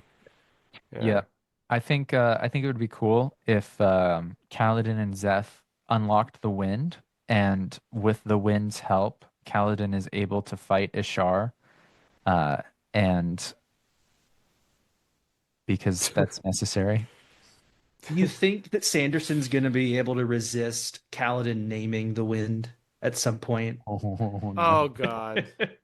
And because also in The Dog and the Dragon, somebody pointed this out to me. It's like, oh, there's an inn where the innkeeper doesn't know his own name, and I'm like, that does sound a lot like Quoth and not knowing his own. Yeah, that'd be so funny. That would be the name of the wind. It's Derek. What is Quoth? Inn called? Oh, the Four Corners, right? Yeah. Am I remembering that right? Something like that. Four Corners? That sounds It's been right. a minute. It has. I feel left out. You haven't read The Name of the Wind? Nah. Don't. I can't really blame anybody for waiting until book 3 is at least announced. Don't wait with a until release date. With a solid release date. Do not read. There's also someone that some reviewer that I really like, and he like just couldn't finish it. That's like, weird. I might not like it. It's probably one of the best written fantasy books ever. That's what so many people say. Yeah, I have found that usually when people are like overhyping a book, I tend to not like it because I expect like god tier. Like the Greenbone Saga, I enjoyed it. It is so overhyped. I don't want to say that it's like the most amazing story, and it doesn't have the most amazing magic system. It is simply very well written. Like every word in The Name of the Wind has its place. Yeah. You can see why it would take him. Not that I think he's making the progress, but you can imagine why it would take him 10 years to craft. So I would like that, because my issue with books usually is when things feel very convenient or like trivial, like, hey, here's this part of the world. I'm not going to use this again. Just here it is. Like, I don't like that sort of stuff. So it sounds like it's very purposeful. Yeah. I mean, it's got more slice of life in it than even Stormlight has, I'd argue. Dang. All right. By a lot. Okay, quit talking about it, because now I want to read it. So. Sorry, don't read it until Doors of Stone release date. For real. Okay. Is it a planned trilogy? Like planned like? Well, so what he has said is that he's tricked us into reading a 10,000 word or 100,000 word prologue. So, but he's the rate at which he has said that.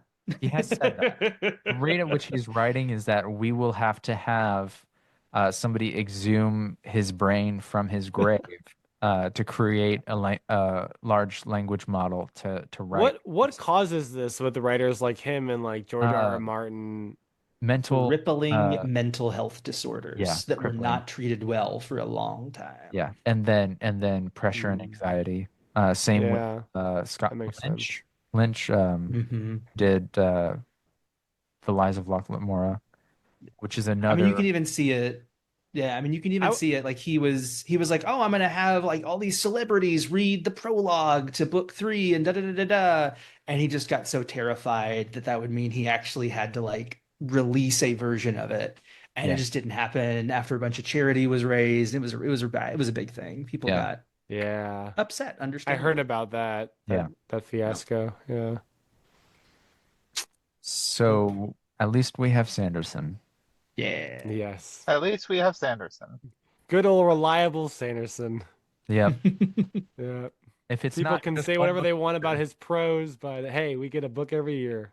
I mean, Sometimes 5. window pane prose is pretty nice when you don't want to have to Yeah. think Yeah. through loquacious pompiety. Yeah, yeah. We should probably move on. I think we should just Yeah. read the next two sections together because Yeah. Yeah. they're I'm down fairly with that. short. Sounds good. And then we'll go on. Let's do it.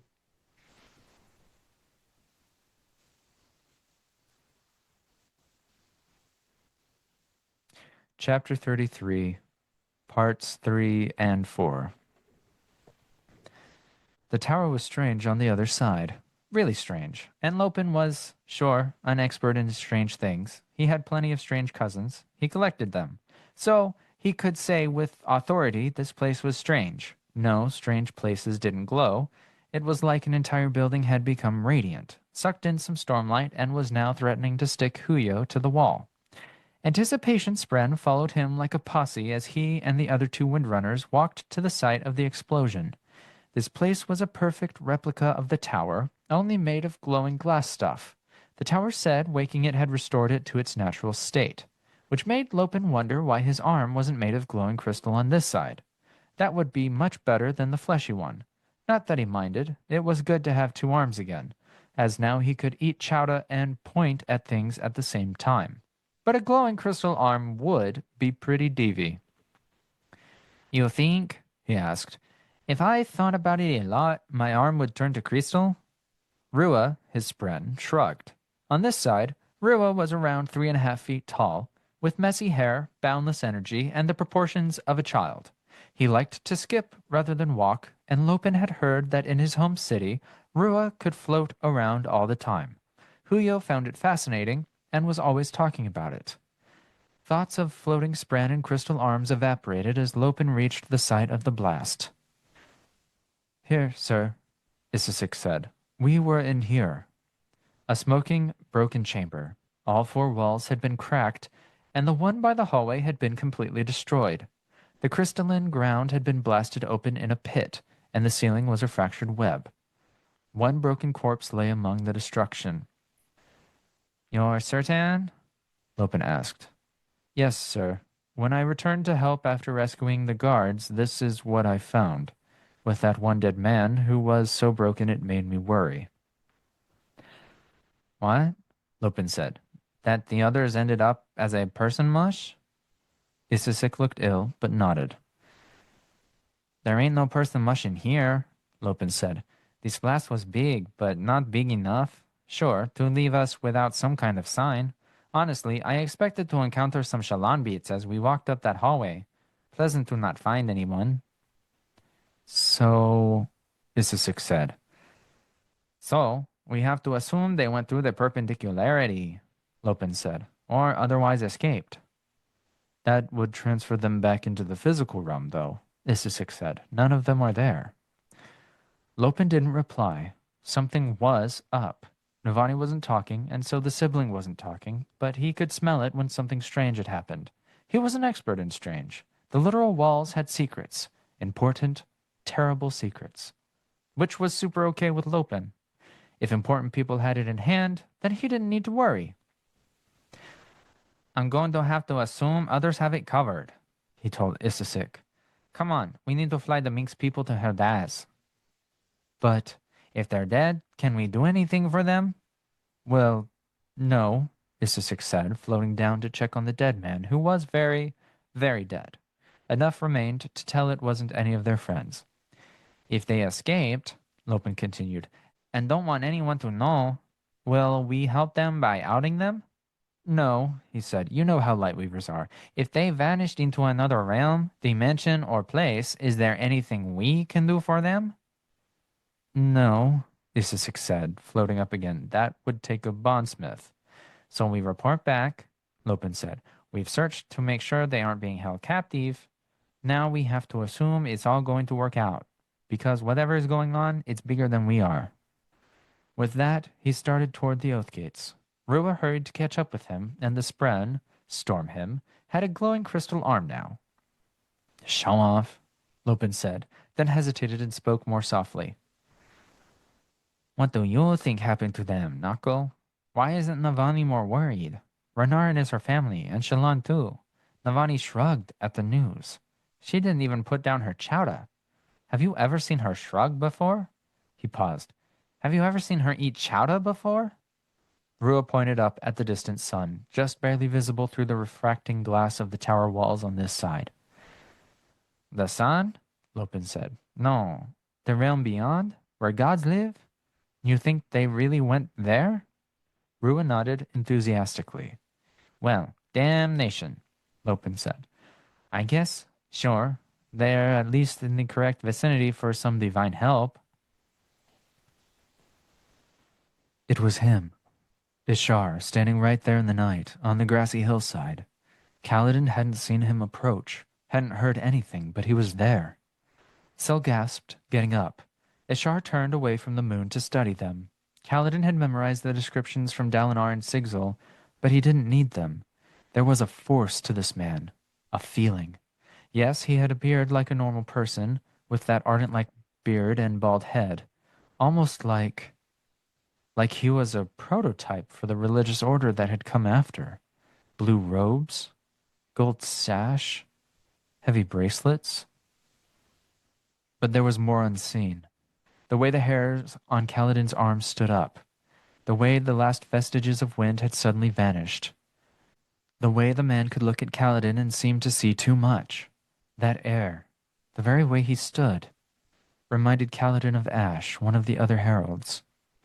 Ishar stepped towards Syl, his eyes narrowing.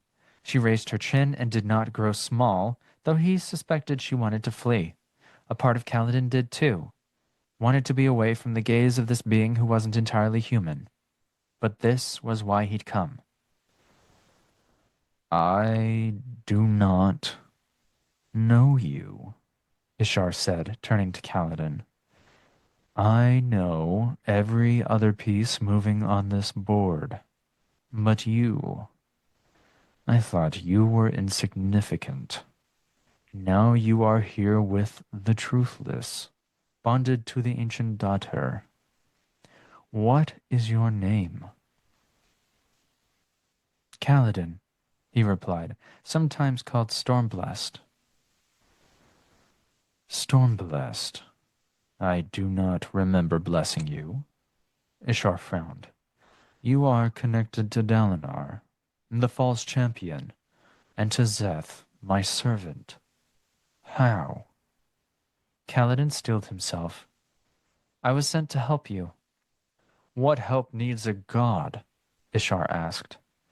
We all need help sometimes, Kaladin said. Do you sometimes feel overwhelmed, like you can't trust your thoughts? Storms, did that sound silly?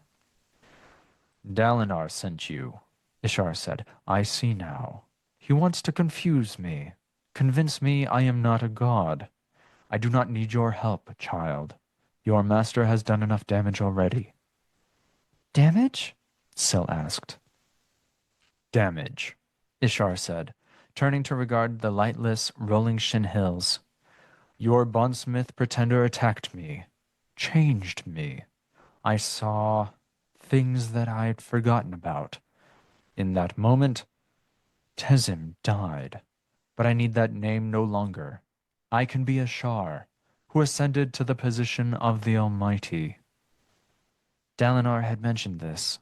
At the instant Navani had become a bondsmith, Ishar had seen into the spiritual realm and grown lucid for a short time. So, was there an after effect here? Was he doing better? Dalinar had mentioned oaths. If another were sworn near Ishar, perhaps he would return to himself. An unconventional means of therapy, but maybe... Maybe Kaladin needed to appeal to the Herald instead of the man. The Herald who had defended humankind for so long. Ishar, Kaladin said, we need your help. Yes, he said. Your enemies crush and outmaneuver you because you haven't come to me. I have plans to deal with them and the greater threats beyond. Become my disciple and I will show you. We can talk about that, Kaladin said, glancing at Syl for support. We have Ash and Taln with us back at Urithiru, your friends. Ishar sniffed. Useless, both of them. He met Kaladin's eyes. Do you know what I do for them, child? I founded the Oath Pact, so I can siphon some of their pains onto myself. I bear their darkness. Each of them would be crushed by it, were it not for me. You've seen Taln? He is insensate, so in the thrall of the darkness? Yes, Syl said. That is because I do not bear his darkness as I carry the others, Ishar said. They would all be as helpless if not for me. I am the conflux of all darkness and sorrow. Their pains are upon me, and still I stand before you. I am a god. I just want to, Kaladin said.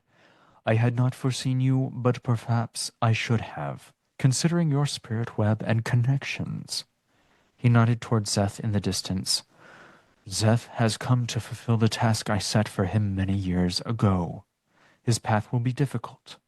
If you would have my ear, prove to me that you can be of service. In what way? Syl asked. In helping me prepare for the end, Ishar said softly. The Truthless has returned at last. This land needs him. Ishar, Kaladin said, I want to talk about the way you feel. I want to... I will speak to you, Ishar said, when the pilgrimage is finished, when the task is done. But Ishar's eyes came alight, glowing as if with stormlight, but many-fold, beams of light that blinded Kaladin as he roared, If you wish further audience with your god, then see his will done, child. This is the privilege of any disciple. The light faded and Ishar was gone. Storms. Great, Syl said. That went well. Well, Kaladin said. He spouted nonsense at me, refused to listen, then vanished. He also didn't vaporize us or anything, Syl said, floating a foot or so up into the air, shining softly in the darkness, hair blowing once more as the breeze returned. And he's crazy, so, some nonsense is expected. He noticed you and offered you a chance to talk to him again. He'll talk to us again, Kaladin said, if we help Szeth do whatever it is he's supposed to do. We don't have any idea what that is. He ran his hand through his hair, but calmed himself. That said, he seemed a little better than Sigzil and Dalinar described him, I think. We can help him, Kaladin, she said, resting incorporeal hands on his arm. We can try to help them all. Not in time for Dalinar, Kaladin said. No telling how long Szeth's little quest here will take.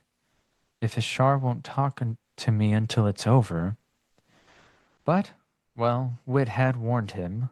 There was a task here that was greater than bringing Ishar to Dalinar, a task the wind needed him to complete. Preserve a remnant of honor.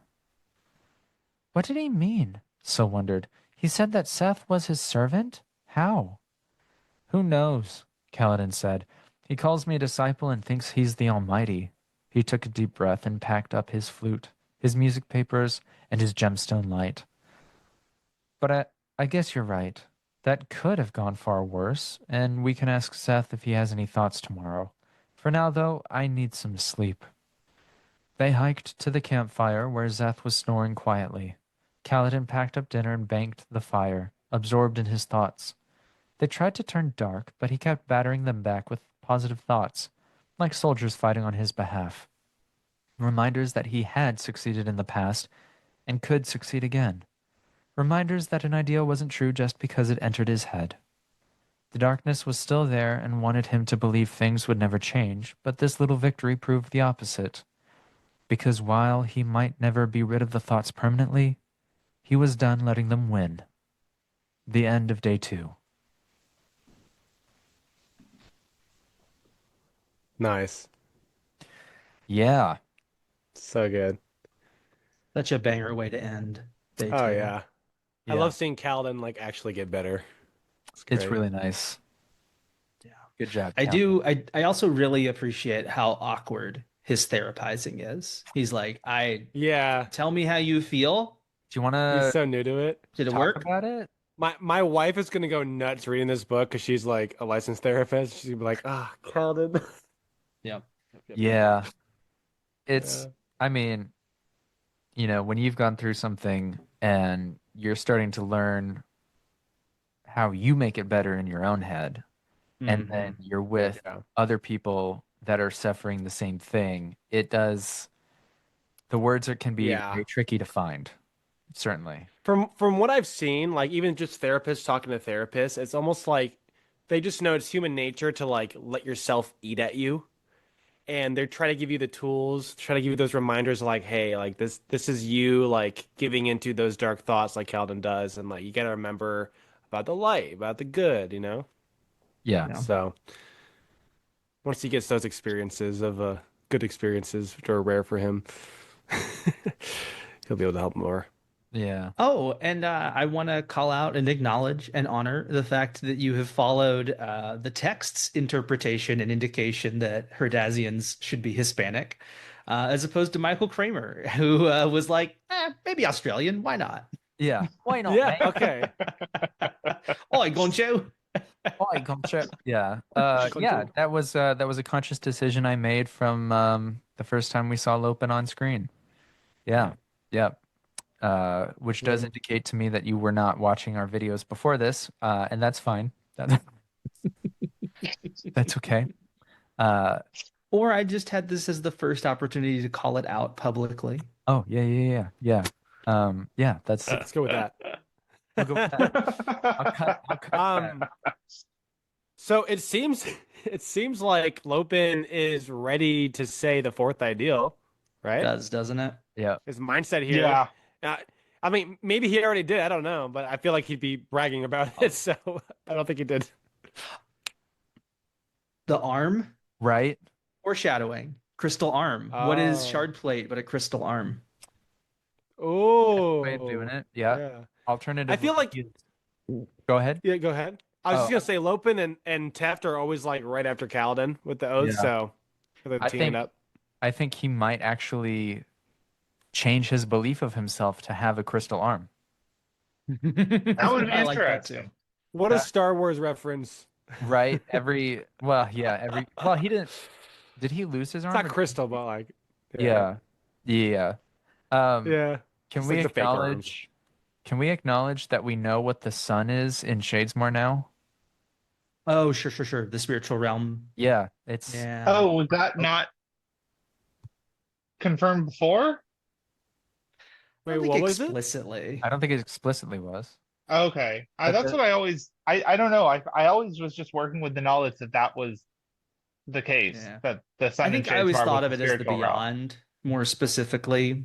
So I think either way of thinking about it makes sense though. Mm. I don't think I ever thought about it as the beyond, because I think in secret history of Mistborn, they described the beyond as like a dark spot somewhere that people are being like pulled into after they Oh, die. maybe. Yeah, Yeah, that's fair. maybe they talked about it. I don't know. Somebody in the Hmm. comments, let us know. Is this the first time we've gotten confirmation that it's not just called a weird sun? And honestly, I might have just been working with this headcanon the entire time to the point where I figured it was canon knowledge, and that just might be my Yeah, my failing on that front. Yeah, So I'm going to say it's a that's fair. failing. Yeah. But that was cool. That was nice. Uh, Yeah. and Dude, Ashara is nuts. Ishar is incredibly nuts. oh yeah, Oh I my mean, gosh. I think What we a knew that a threat. long time ago. Yeah, he needed to like establish like, yeah, Ashar's nuts. He's like unhinged. He has a lot of capabilities for doing bad things.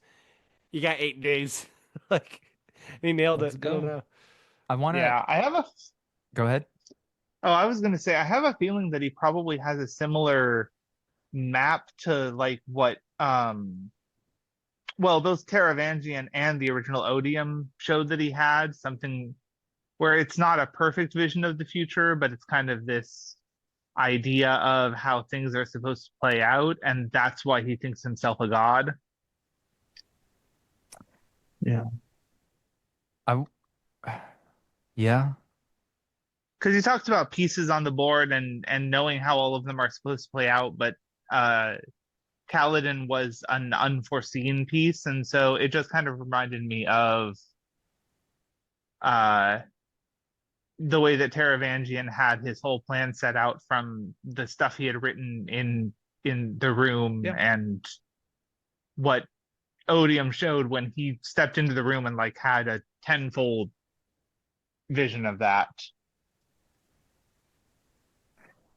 I want to pose the idea that most of what Ishar was saying is directly a lie. And that if we pick and choose to change things, that it would be much closer to the truth.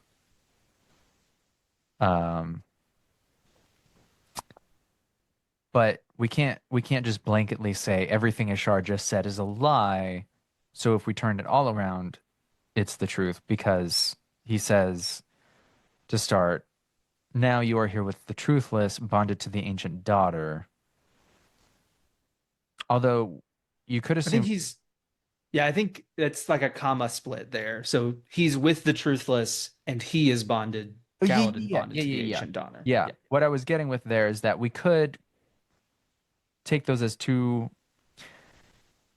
If we assumed Ishar was lying about everything, okay, we see Szeth is not truthless anymore, so that could be a lie. But saying Kaladin is bonded to the ancient daughter, that's not a lie. That's not something that we can for certain say, no, you're wrong about that. Yeah. Well, and I'm seeing it as kind of like the truthless is just the title. Like whether he was or was not actually truthless, he is the truthless Sure. of Shinovar, I think. That's how I read that. But a lot of these other quotes, if you turn them around on their head, flip them 180, it makes a lot more sense, right? Like he says, both Ash and Talon are useless. Okay, no, that makes more sense if they were useful, right? Oh, sure. So I don't know. What I'm saying with this is I am personally going to be looking at what ends up coming true from what he's going to say throughout the whole book. I'm going to see what is true versus what he says. Sure. Because I have a feeling we'll be able to come back and see where we could say, okay, he's deceiving himself here. It should be the opposite. But on to more interesting things. Is Szeth Ishar's servant? Maybe he was at one point, but I wouldn't be shocked if we see in the flashbacks that Ishar and the Unmade and Szeth were entangled, and that there were things happening back then that were being set in motion. Yeah, that's true. We might get that as part of his flashback. Yeah. Of Zeth's flashback, I mean. from when he was in his homeland. Yeah. Do you think there's any connection in any weight to one? We've had Talon described as the bearer of agonies in the past. Like Maraise has referred to him as the bearer of agonies. Right. So this is a title that exists within Rosharan mindset. Apparently it's Ishar, not. Or and then there's like there's ways to debate that, I suppose. Sure. But it does at least seem like he has an equal claim to the title bearer of agonies because he's been taking the madness from them, and that makes like things Kalek has said in the past, Nail relying on him in the past, like, oh yeah, like all that makes sense. Does that make him a dark one with 9 shadows? Ooh, maybe. And therefore the Odium champion we've been envisioning since Oathbringer and Kaladin and Dalinar's visions. That's actually not a bad idea, considering that he considers Dalinar a false champion. It wouldn't be hard to manipulate him into challenging Dalinar, believing himself to be the true champion. Yeah, that's my little headcanon prediction, is that Ishar will end up as Odium's champion while believing he is Honor's champion. That's a good theory. Or he's just a third party, like, I want a duel too. Yeah. Yeah, He's just a third party. He shows up. You're both Odium's champion. I'm both parties. Yeah. Yeah. But what if he has deluded himself here and the others, like, okay, we know that Sanderson has this whole thing of the longer people live, they go crazy, right? Yeah. Keeping that in mind and just kind of putting it to the side. What if Ishar is straight up telling a lie here, and instead of him bearing their darkness, he is forcing his issues on them, and that's what's Very causing possible. them to have more issues. I don't know. His help certainly is not helping. Right. Like Kalek is still, Not unable to do, and Talon is not the way that he is because Ishar isn't bearing the agonies. Talon is the way that he is because he was tortured for 4,500 years on Braze. So like, I mean, I'm not saying it wouldn't help if he bared some of his agony, but it definitely feels like there's room for everyone to be wrong about like how helpful Ishar's help really is. Yeah. I was gonna ask, have you guys read The Wheel of Time? Mm-hmm.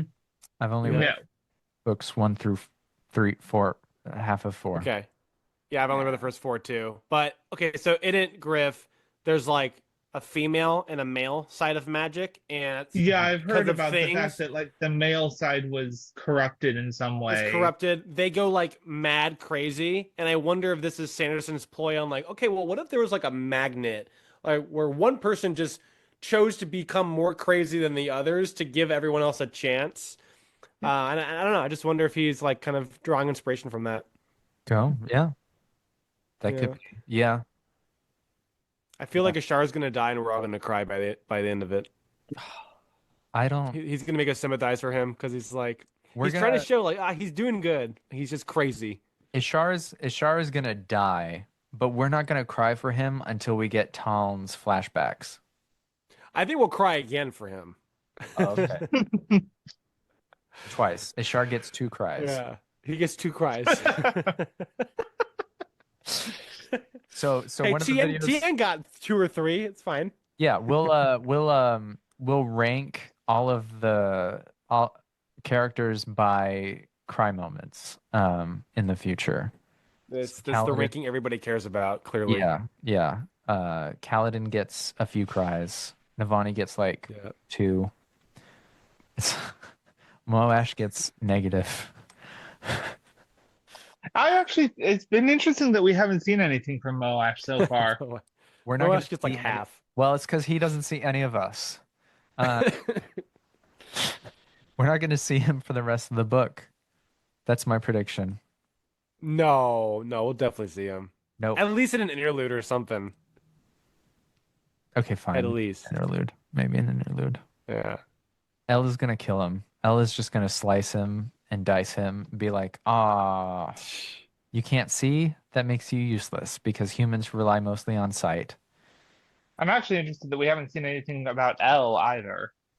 Yeah. Well, I Yeah. mean, you could um first of all, I do not espouse the view that if somebody is blind, they are worthless. That is I just want to put that That up. was L's position. That's L's And position. clearly we don't agree with We don't L. espouse that here at booth 225. But we will kill you if you get the trivia wrong. We'll have a Shardblade ready and waiting. Oh my We're not God. trivia. We're not doing trivia. We're just interviewing. We're just gonna ask them how they think con is. Don't be scared of us. Come If get you're a us. bad What's your favorite interviewee, color? Red, no blue. Oh man. Deal or death? give us good interview or else. Deal? Deal? I do think it's really cool that we're seeing a lasting impact on what Dalinar did. I don't think I that like was 100% clear in the moment. So it seems like it was Yeah. like slowly it affected his spirit web in some way, and then between Dalinar and Navani and Kaladin, for the record, so like that was one of the interesting things with Ishar's like revelation moment. You have Navani swearing her ideal, Relaine getting his spren, Venli getting her next ideal, Kaladin getting his fourth ideal, all at the same time functionally. Like within a few minutes from the spiritual realm perspective, within a few minutes of each other. So like that was a lot of ideals to hit Ishar all at once. But I feel like a fifth ideal would be like maybe not as much as like yeah. four, Yeah. 4 of them, but like I feel like that's like Oh yeah. a big juice up. For a while, I thought it only affected if Ashar if a bondsmith or somebody near him swore an ideal. Right. But I don't know where I got that from. Well, I think my thesis is if you open a perpendicularity, you're connected to all three realms, and so space no longer matters, right? Okay, sure. Okay, yeah, that makes sense. So then, do you think if there's not a perpendicularity open near Ashar, that it will have to be said near him? I would go with your position if there wasn't a perpendicularity. Yeah. Like I think a bondsmith might still have a connection because he's Right. connected to all the Right. bondsmithy things. But What I'm it's gonna one of those do- where I'm gonna both make sense to me. They're all intersecting with the spiritual realm and all that Yeah. fun stuff. Adolin is gonna come swooping in with the Night Watcher and swear like 3 oaths at once, and it's gonna be the final thing that pushes Ashar to infinity.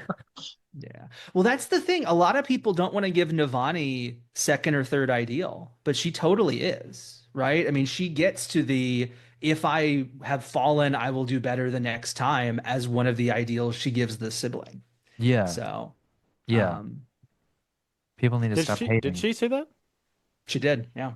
She's talking about like we failed in the past, but we can do better in the future. And it's Yeah. like if you look at her dialogue with the sibling, it absolutely is more than just I will unite instead of divide. It's because the sibling even talks about how earlier in the book, they don't just want like some new person. They want to be sure this person's committed. So yeah, I think they jumped in at like bondsmith level 2/3. I I'm even not think gonna her lie, rhythms like are the ideal for her. Like the Oh, fact that that's she an was able to sing in the rhythm is like its own special thing, I think. Interesting. But there's a lot. That's an going on interesting in that theory. Yeah. section. No, I Yeah. like I that. feel like it's not quite an oath, but she's at least ready. Yeah. Well, I've often wondered, like, I really like the idea, and I don't think there's anything in text that establishes it, but I like the idea that when a radiant speaks the ideals, they're speaking to a rhythm without knowing it. Like that there is That'd just be this cool. instinctive connection to Roshar and to honor and to cultivation that's happening. Huh. That'd be really cool. That'd be I That think it would would be be really really cool. cool. I'm not gonna lie, I still want to see the Stormfather and the sibling as Shardblades. The tower They're just just the size of disappears. Roshar. People fall hundreds of feet through the air, thousands of feet through the air. It becomes a space laser. The shard blade is actually just a little controller because it powers up in space. Yeah. Well, I mean, we were talking earlier about like manifestations of defenses and things, but it's not that far to go, wait, we can add fabrial technology manifestations let's add like a gravitational lift that turns this whole thing into a spaceship and just sends us out. Yeah. You know, it's not that far Nobody away. knows, but Urithiru is actually a mech. Yes. Even better. Legend of Korra, let's go. Yeah. And so Navani is just sitting there All with the a sharp honor blade cities controlling actually it. are cymatic mechs. Oh my Like God. they're just There you go. Perfect. You have to have the the choir. Dawn cities. Yeah. Yeah, you have to have a choir singing to the correct rhythm. Mhm. And they just Ready for battle. yeah. Actually, a choir being used to power a mech wouldn't necessarily be a terrible magic system on its own right. Yeah. I don't necessarily think for Roshar, but in a general sense, I don't think that's Yeah. actually a terrible idea. We did get the chorus in Sunlit Man. Oh yeah. True. Yeah. Not quite the same as a choir. See, the difference between a chorus and a choir is that a chorus typically is singing the same words at the same time, whereas a choir is more liberal with that, and they might sing different words at the same time. I once was the president of a chorus. Interesting. See, so that means that when I had my garden, it was a chorus because it was just a row of time. That is correct. Yes. Yes. Yes. Actually, the correct pronunciation of that version is chorus. Just Fascinating. clarification. Fascinating. Yes, absolutely. Is there anything else from these? Trevor, I'm actually surprised you didn't mention something. Call it out for me. The fact that Ishar spoke with all capitals, like the Stormfather. Oh, I didn't even look at it. I was just listening to you. Oh, But well, Storm Damn. Faker theory lives. Storm Faker Storm theory lives. Faker. That he's my number one guess. If the Stormfather's a faker in the prologue, it's Ishar. That's we my so we money's were there. discussing this earlier, CJ, with like the prologue and stuff, and I think what makes the most sense, if I remember correctly, was that he was doing it sometimes, but not all the time. Ashar. Sure, I'll accept that. And we're gonna Yeah. get Stormlight Secret History, and it's just gonna be Ishar. Love it. It's gonna be Well, so Ishar. I think in the book, if that's canon, the first hint will be him doing something similar to Zeth. Appearing as a spren to Zeth to manipulate him in some way. Like, because if that is what he did to Gavilar, I think the first hint will be something with Zeth and Ishar. That's my guess. That's a good guess. I forgot something. I forgot to mention something in the lift part of the chapter. She said, what would have happened if she'd stayed in Rala and the wind hadn't blown her? Right? Right? Right? Mm. Yeah. The wind hadn't blown her? What? Yeah, like the wind. If she hadn't gone where the wind blew her, I think was the phrase or something.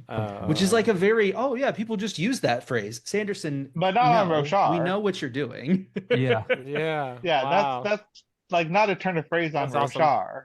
Yeah. Wherever the wind put her. Yeah. Oh, put her. That's right. That's So- right. That's right. So Yeah. the wind and cultivation are playing a chess game that nobody's realizing until now. Probably. This is weird. It's getting weird. It's getting real weird. It's getting real. That's what I'm saying. I don't know which book we're in. Like, I don't know where we are in the, like, where are things going? Is everybody going to leave Roshar? Is Odium going to, I don't know. I don't know. It's so open at this point. I feel like It's happening. yeah. Don't tell me it's a song. It's a song. I've got the arch up for the chapter. Hit me, It's nothing special. baby, one more time. It's just 2 slots filled by Ashar, 2 filled by the Joker, which is like Hoyd or Wit. The Jashar chapter. It's not Yeah, any more the Shard destroyed chapter. than normal, is it? This is as destroyed as it's been for a while. It'll continue for each day, I think. So like day 3, it'll get a little bit I more like that. cracked. Yeah. I like that. Yeah, it'd be pretty hard to like make it a little bit more cracked for like 150 chapters. Like and a little bit That there, would and a be, little bit there. yeah, that would be obnoxious. Yeah. Oh, yeah, and Who it's just the needs, one arch. Okay. yeah, who needs to have the Um, courage to walk away and the wisdom to recognize that day?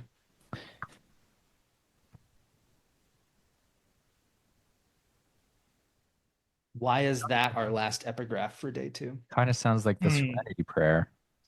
Oh, it does. Yeah. Yeah. Hmm.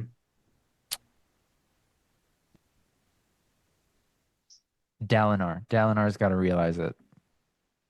It's not an impossible thesis that like we abandon Roshar and leave Odium trapped there. I don't hate that idea. Yeah. hmm. And then book 2 of Mistborn Era 5 is Hoyd leading the Scadrians and the coalesced Cosmere back to Roshar to finally kill Odium so that they get the 16th shard free to go reform Adalnasium.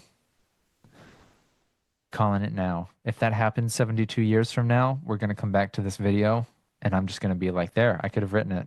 I could have written it all along. Is Vasher giving up his breath in this book? No, that'll be the second half. Yeah, I think that'll be second half Stormlight. You can see it. You can see it. And the only I wouldn't be reason- shocked if he leaves Stormlight completely and isn't even in the second half. Yeah, that's fair. I just don't know. Yeah. I mean, we don't know where he is right now. We know he brought them. Yeah, it's just he's such a wild card. Yeah. I wonder, Did, I wonder where did they Azure tell- is. Yeah, I don't know. Azure is hanging we- out with Rock. They just have their own little clubhouse. Yep. Maybe she's off world again. I don't know. Possible. Yeah. But I know, going back to Vasher real quick, Sanderson said he doesn't want to rely on things people may not have read from other books to play Oh, major sure, plot yeah. points. He also said the gloves are off, Alex. Yeah, he was talking about Mistborn Era 2, which takes place after Stormlight 5. So I'm going in with He himself He- considers hey. Warbreaker as part of Stormlight. He's Trevor, he's like he it's would- 1.5. Once the gloves came off, he would absolutely never have a character use an intricate written magic system that transforms them into another being to Deus Ex Machina and save Marasi. Obviously, he would not use an unexplained magic system to resolve Yeah, the of problem. That wouldn't happen. course so not. I'm with you, Alex. I got you. I got your back. He doesn't like Gandalf's just random crap, you know. Everything's got rules. There's in my head, when he said the gloves are off, he had already planned what Stormlight was going to be, Sure. and that for Stormlight 6 through 10, I could see there being a variety of random. Yeah, inserts I mean, here. I feel like at a certain point after Stormlight 5, you're gonna need to be caught up. Like there's Yeah. I feel like the ramifications are gonna be Cosmere wide, but we'll talk about that after the book. I think, Um, yeah, I can potentially see Vasher giving up his breath in like an epilogue, like at the very, very end of the book for some reason. huh. But that would be, So like that would not be necessarily a amazing. major plot Shit like point, that. not necessarily a major plot point, but a major plot point going into Era 2. I could even see him doing like a dedicated novella for it. I'd only want that to happen if it's in an epilogue. I'd only want it to happen if it was like a low tier character, like the Lopen dies, and then Vasher for whatever reason brings him back. Yeah. No. We actually are completely incorrect about Adolin's course throughout this entire book, and he's going to get all of Vasher's breath, and he's going to become That's his own like superhero. That's what I was kind of Oh, no. theorizing like a year ago. Because it would be interesting I- if you got the breaths, do you also get like their abilities? No, right? Well, I think you get the Depends on ability how to what you store manipulate in the breath. Yeah. Yeah. Depends on Not how many, necessarily right? At the a certain knowledge amount to of use breath, you gain an I mean, instinctive awakening. Adolin as like the best swordsman duelist, coupled with Zahel's like just insane fighting stuff. I mean, that would be a killer combo. Well, is it that Vasher would use his one special breath to heal? Or is it that he would give up all of his breath to Well, if he ¿Por gives qué up no his los one dos? special breath, he dies. So you might as well give them all up. Yeah, that's fair. My theory on the epilogue is it's going to be Hoyd arriving in Scadrial, because every other epilogue has been Hoyd meeting someone who has recently arrived on Roshar. And so I think it'd be a really cool Ooh. parallel to have Oh him yeah, that's leaving. interesting. Yeah, Nah, that a would be great interesting. theory. nah. It's Who would gonna he be meeting? Gav is coming back from the perpendicularity, and Hoyd Sure. I mean, it's 20 yes, years in that's the also future. possible. What if 20 the epilogue is 10 years after There this you go. book, and it's like actually like a prologue or a prelude to the six? There you go. That'd be No. actually pretty Although nuts. That would be very Ketic of it. We have seen Hoyt on stage reel before, so Yeah. he's definitely been there once. Yeah. No, I could totally see that being like Hoyd saying goodbye to Roshar. That makes a lot of sense. Do you Yeah. guys think we'll get a Hoyd truth in this book? I don't think on screen. No. I don't think. In the You epilogue. gotta get some at some point. Not one. If- I mean, I think for me, I think it'll be like, oh yeah, those are so juicy. Because I mean, he tells Design, right? I've got juicy secrets for you. Or juicy lies or whatever. Yes, juicy secrets. Yeah. he'll swear Delicious lies. he'll swear an ideal in the epilogue. It'll be like, I'm going to miss this place. And then Design will be like, tell the truth.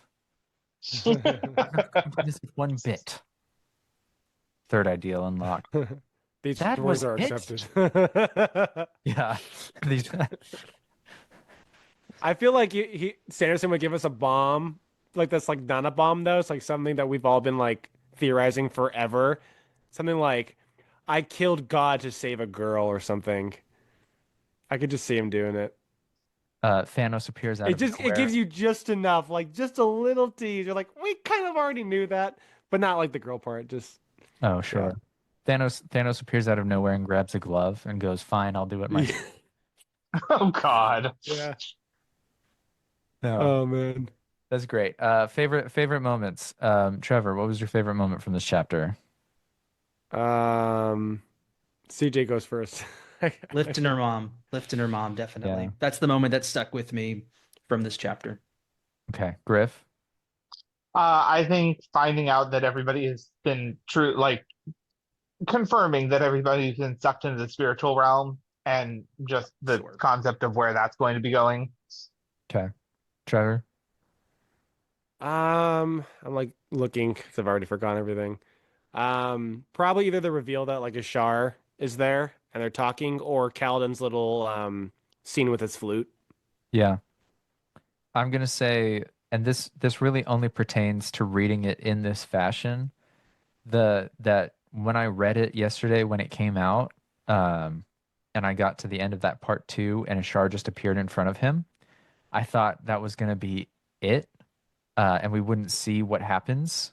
So it felt like the plunge off of the top of a roller coaster, and you're like free falling, but there's no moment where it comes back up, because I thought we weren't going to see what happens, and we were going to have to wait a whole another week for the book to actually come out to see.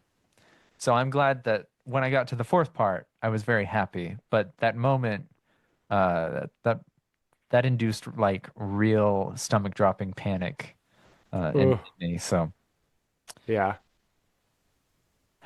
good job, y'all. We did. Huzzah! Any last words before we sign off? I don't think so. Well, there you go. Nope. I don't think so. Good last words. Okay. Hold on. Do we want to pause? Sorry, cut this out, Alex. Do we want to switch it this time? So I'll say the first half. Sure. CJ gives the zinger. Yes. That sounds great. I'm not Do going to you got a good one, CJ? I'm not You going to. ready? Okay, sweet. I'm going to cut. I might cut it. Let us know in the comments if you cut it. Or And don't don't. forget to like and subscribe. Griff, go ahead and sign us off. All right, until next time, don't panic, world hoppers. Life before death, strength before weakness. Journey. before matching sweaters. Yeah.